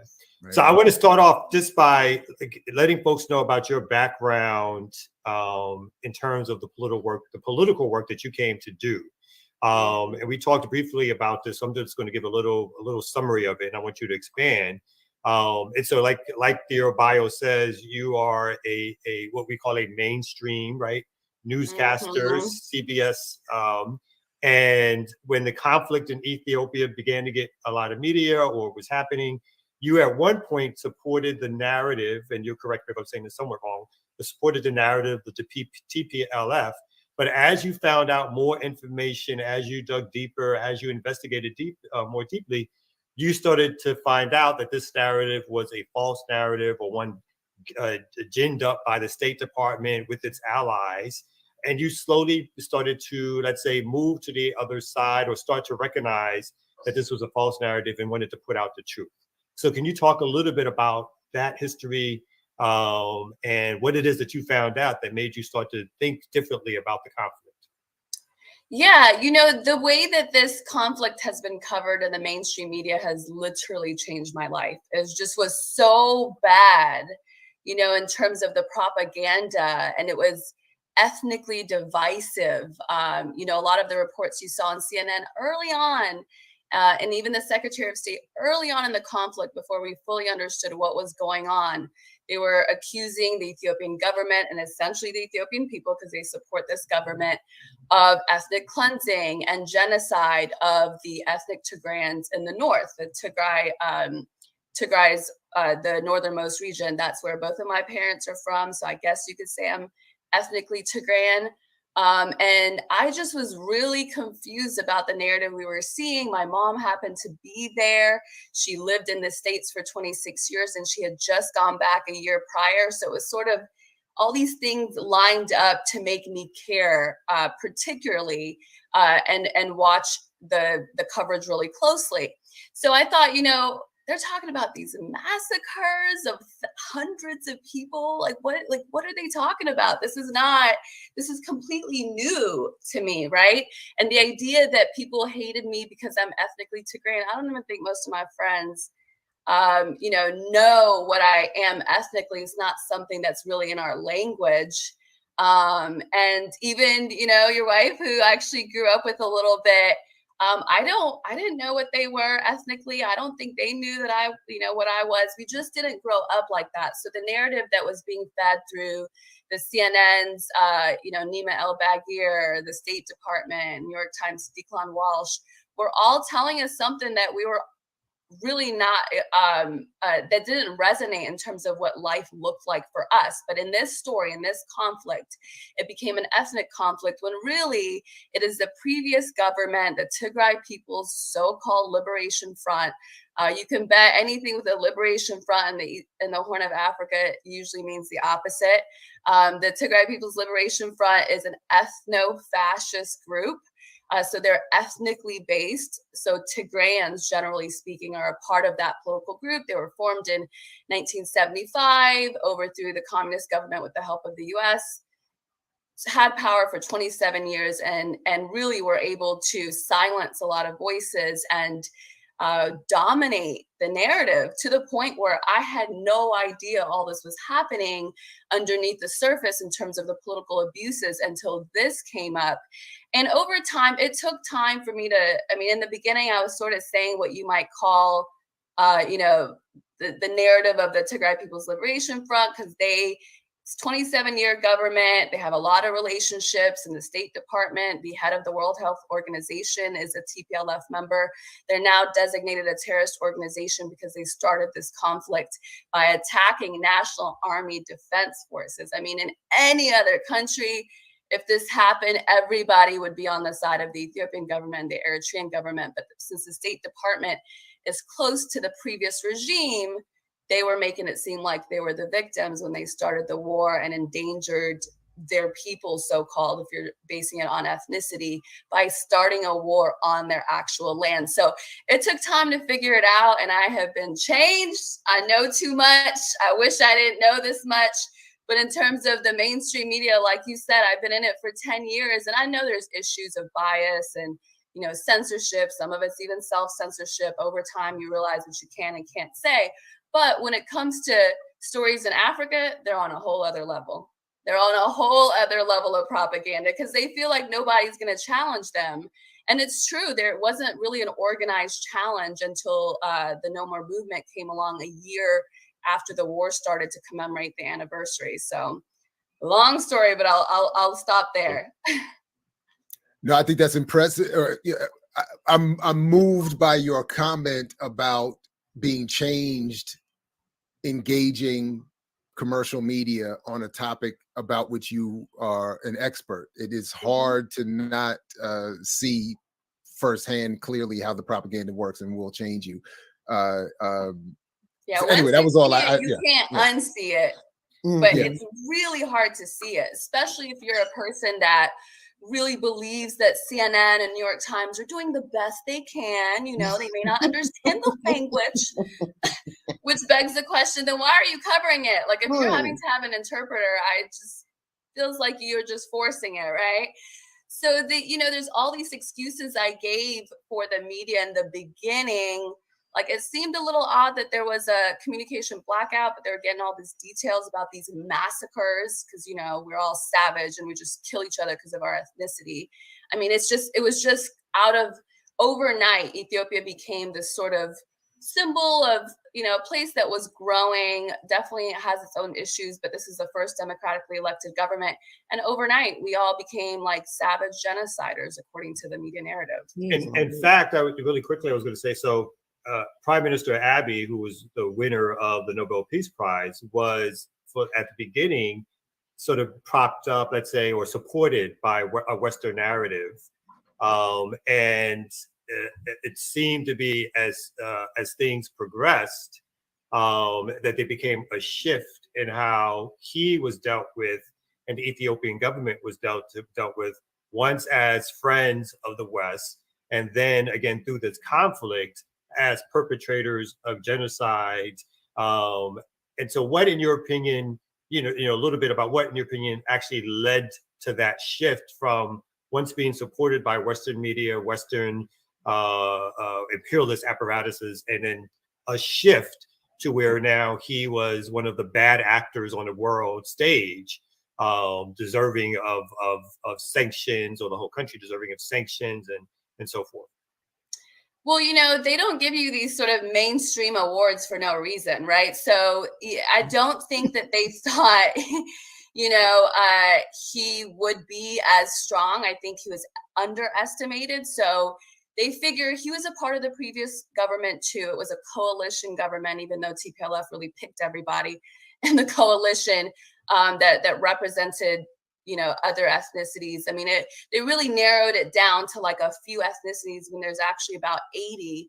But they created an ethnic federalism system that, just the hyper focus on ethnicity is just so ridiculous. But I think it's that he ended up being more independent than they thought he would. They figured part of the previous government, he'll fall in line, like he'll do what we want. But no, he ended up being, a really independent leader. He's really focused on, and I'm not pro-government, but I'm pro-government insofar as, the imperial system not literally fueling a war on that land. And so I think, he's really against aid, humanitarian aid. He really wants to start curbing that, because the more aid you take, the more they feel like they can, tell you what to do. And there's been allegations that there's aid that was redirected to the Tigray People's Liberation Front. I mean, 2 UN officials said it on record. So I think he just ended up actually being for the people. It's 110 million people in that country. It's not an easy country to run, especially with this leftover, ethnic division. But it was sort of like a gotcha. Like, I'm not what you thought I was gonna be. It was like that. It's like that. It sounds like it was a similar situation when they gave the Nobel Prize to Obama, and the guy, the convener of the ceremony, literally said, "We hope he will now live up to earn it. We're going to give it to him now in the hopes that he will subsequently earn it."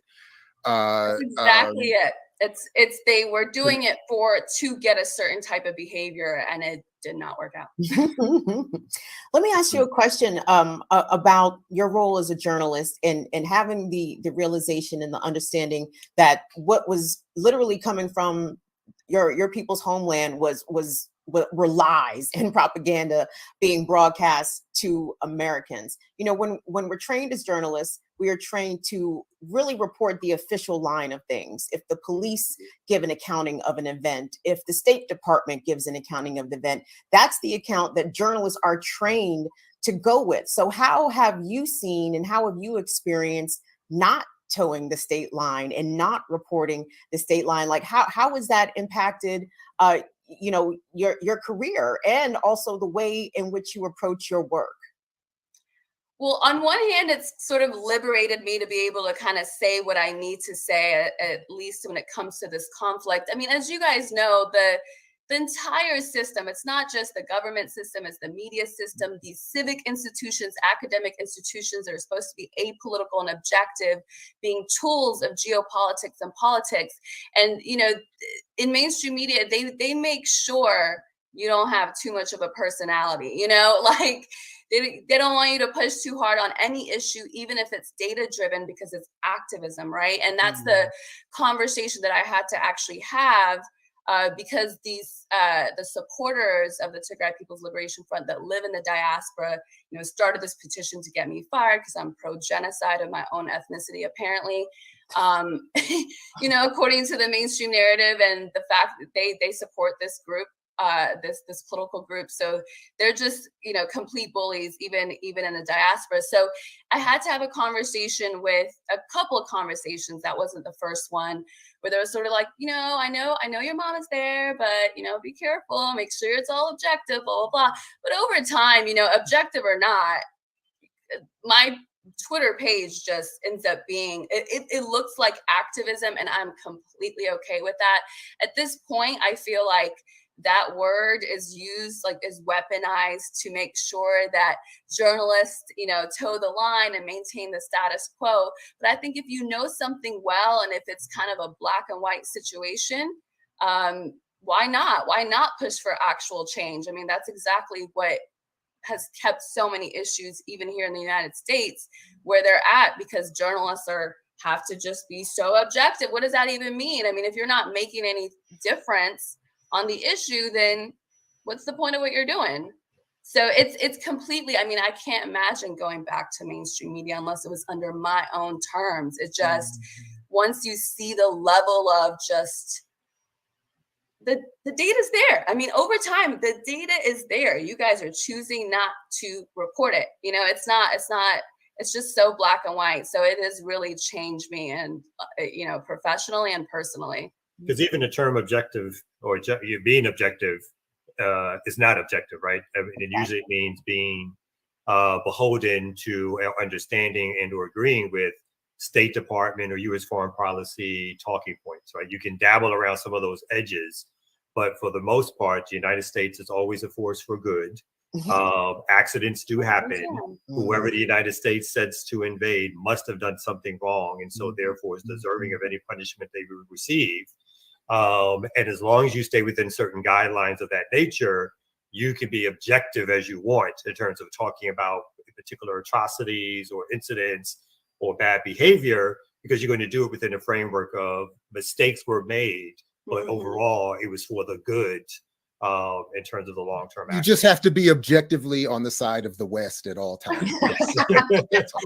I mean, really, it's like at this point, you know, with the hashtag no more, which actually has done really well, the whole point was just all of us just being gaslit. For me, the first few months were like a learning curve, but once you figure out, you know, most of that region, again, between Ethiopia and Eritrea, we're talking about, and Somalia, which was affected by this ethno-fascist group, I mean, we're talking about like 140 million people, and the mainstream media is talking about the narrative of maybe a couple of hundred. I mean, there's not that many of them. It's a minority group to begin with in Ethiopia, and then the political group is even smaller, and they claim to be for their ethnicity, but that whole region has been neglected for a long time. So when we launch hashtag no more, and I would love for folks that are listening to check that out, because one of the things that we realized when coming up with this movement is, wait, this isn't just about Ethiopia. This is a system. There's a system in place, and mainstream media is the #1 enabler.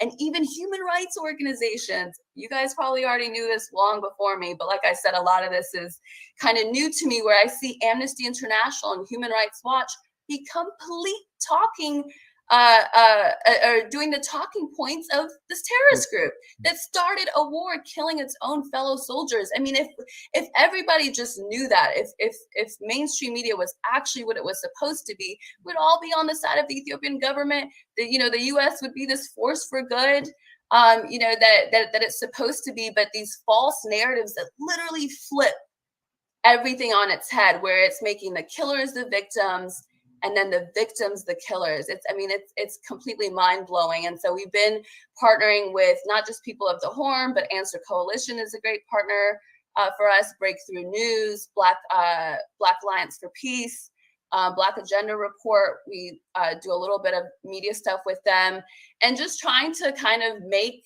the causes that are happening here in the US or that are being fought for actually find where it connects with so many other causes. Because I see that, even people that are doing good work here, they just completely have Africa wrong. So what's the point?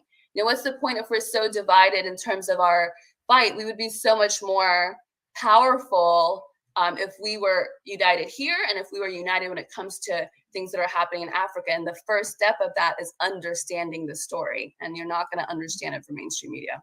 My only humble request is that those on the continent and the diaspora remember that this same level of criticism has to be brought to bear when assessing the media narratives of your Black American cousins. Yes. So funny story. When we first came to the States, I moved to Mississippi first. Right. So there you go. 7-year-old Ethiopian girl. They're like, where are you from? Like, what are you? Like, it was just a whole thing. But it was a good experience overall. Honestly, it's not as bad as people think. But people had a certain idea, like, the famine had happened in the 80s, really manufactured by the same group, but it's a whole other thing. But and people, particularly parents, when they first come to the States, they're kind of on their own trying to navigate, and they've only seen really biased media about Black folk in Ethiopia. So I remember, I think there was like Cosby and Family Matters, and then like Cops. So there was like no one in between. It was like lawyer, perfect, accurate description. Black people or criminal Black people. Yeah.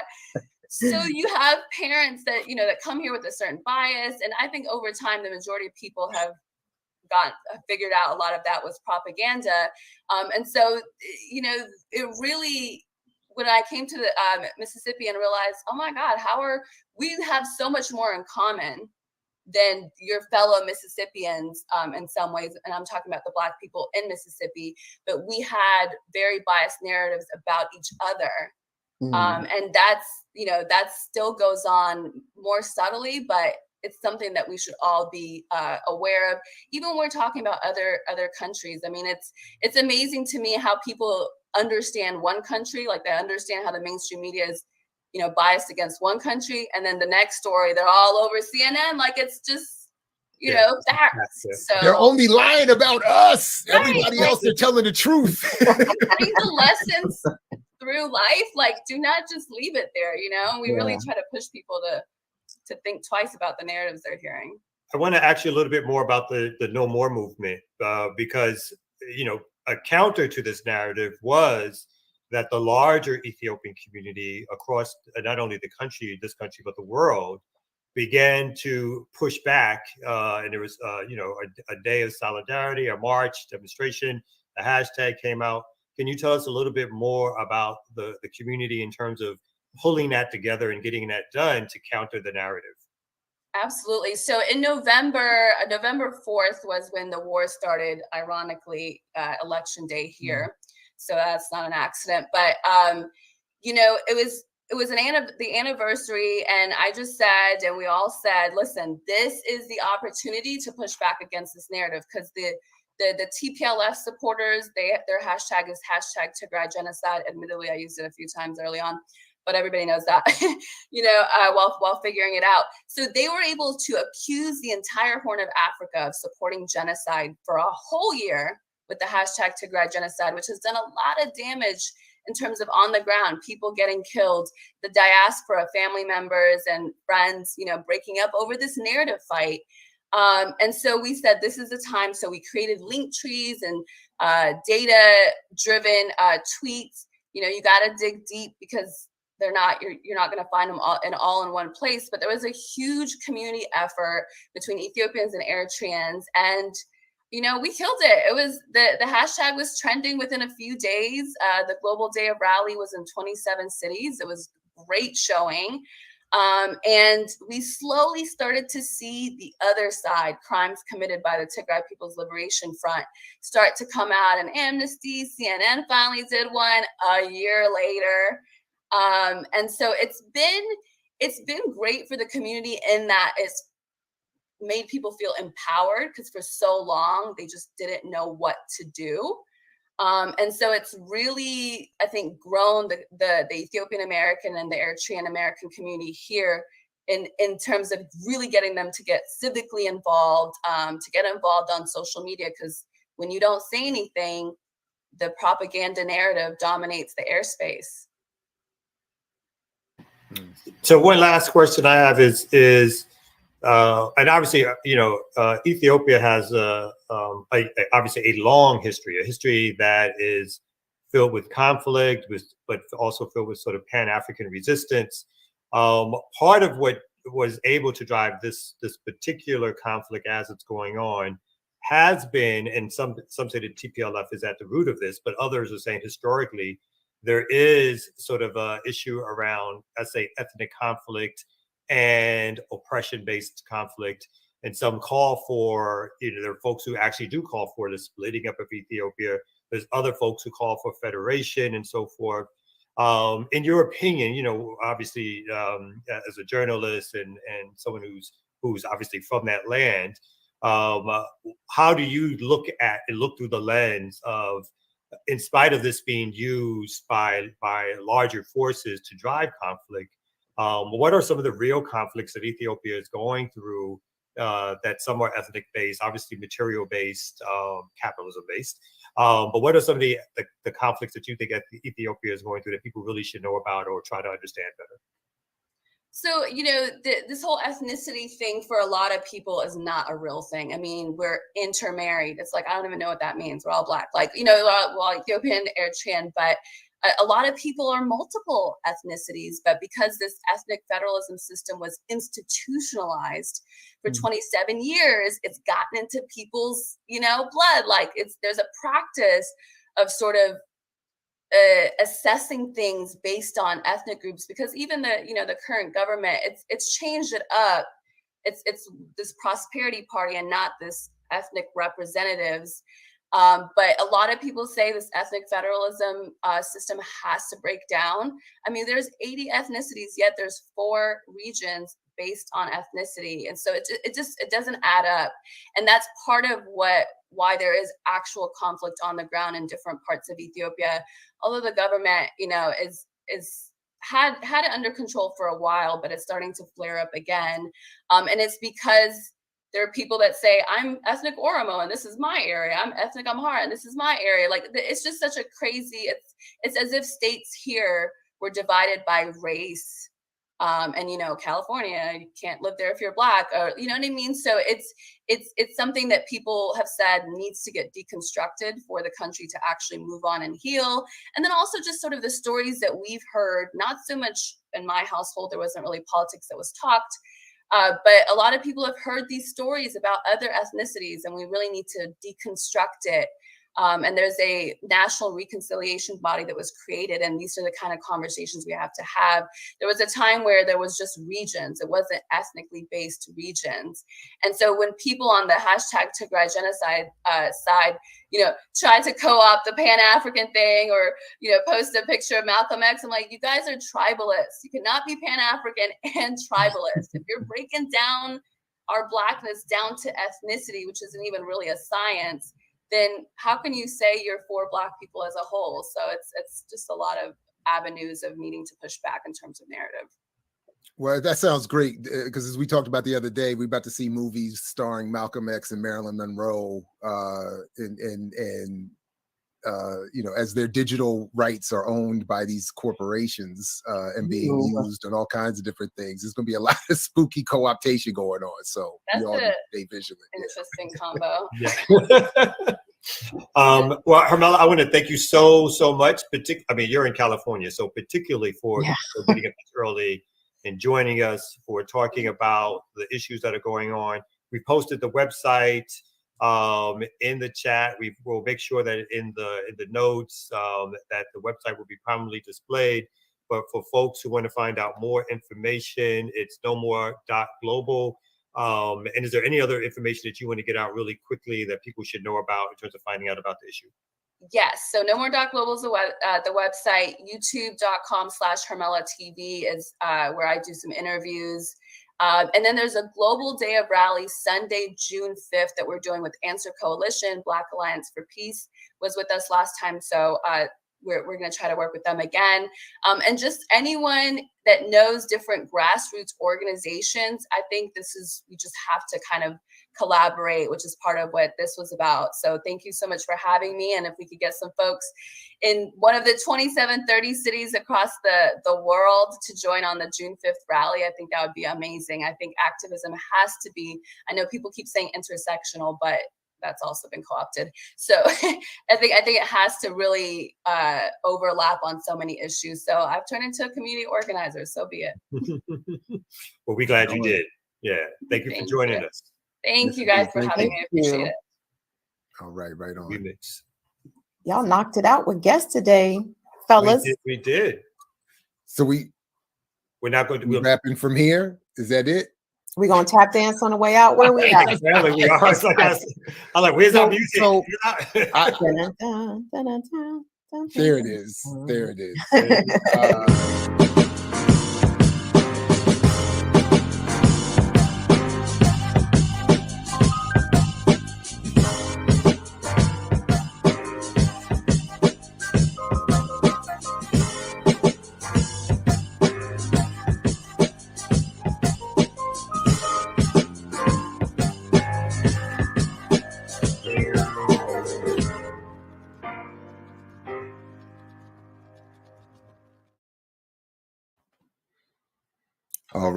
All right.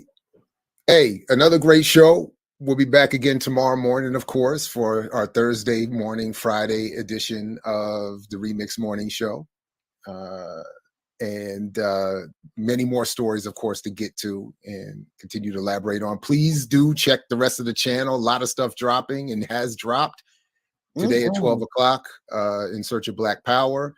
Yesterday, I dropped an interview I did some years ago with Chris Simpson about his late mentor, Ed Herman, the other half of Kamal's favorite white duo with Chomsky, and talking about the propaganda model and manufacturing consent.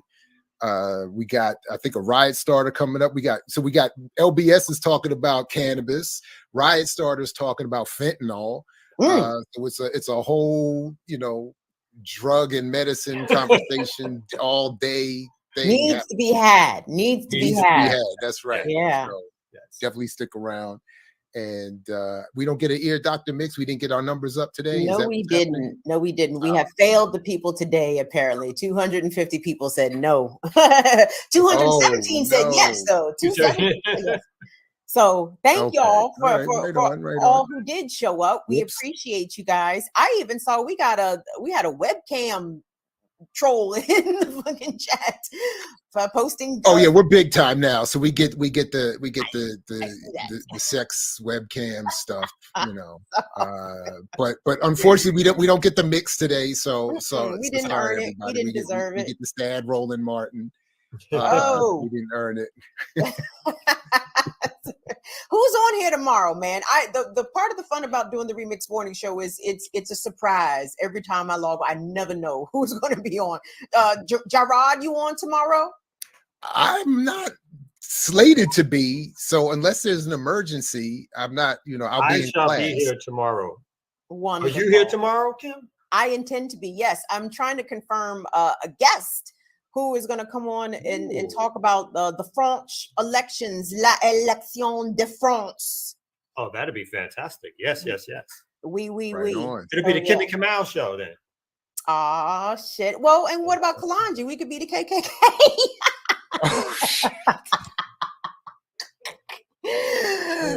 Tune in to Black Power Media tomorrow morning for the KKK morning show. Oh, the Rumble folks will enjoy this. The Rumble folks will enjoy that. Tune in tomorrow. Yo, KKK show. Amazing branding right there, Slim. That shit would rock. Hey, I have an idea, by the way, because I know y'all were, soliciting for people, members of our chat, to come on and send their video, I guess, audition about why they would want to be a host of the morning show. I think we should do that maybe as a weekly or even like a monthly sort of thing. Like, come on out the chat, man. Talk to us about what's happening in your corner of the world. What are the issues that y'all think that we should be talking about, or the issues happening where you live that people are not talking about? I think we should take somebody out the chat. What you got is cameras on, chat. Don't be trying to stand us up in on some scared shit. No, y'all got to be ready. Cameras on. Turn that light on, man. Be ready. That's the only thing that scares me is when people just pop up and you just don't know per se. But I'm not mad at it. I'm all for it. One of the most the scariest moments in radio for me was always community comment. Let's get it. Let's get it. Bring them on the stage. You got something to say. But it's a little adrenaline boost though, Jared, right? Because you don't know, right? You really don't know for sure what direction this could go. So it's like, okay, that anticipation of live broadcasting. Yeah. So that's right. Don't be scared. Y'all got all that mouth in the chat. You got all that mouth in the chat, man. Come on, turn them cameras on, turn that light on. Come on out. Let's hear it. Don't try them. Don't try calling them. you out. Oh, I can't try them, dog. My arms are too short to box with the chat. I already understand. I understand. But listen, arms too short. I still ain't scared of y'all motherfuckers, though. So let's be clear. She hit him with the Bernie Mac. I ain't scared of you. I love it. All right, everybody. All right. Appreciate you. Shout out to everybody in the audience and my comrades here. We'll be back tomorrow morning with the Triple K show and the Remix Morning Show, Black Power Media. Peace, everybody. Peace. See ya.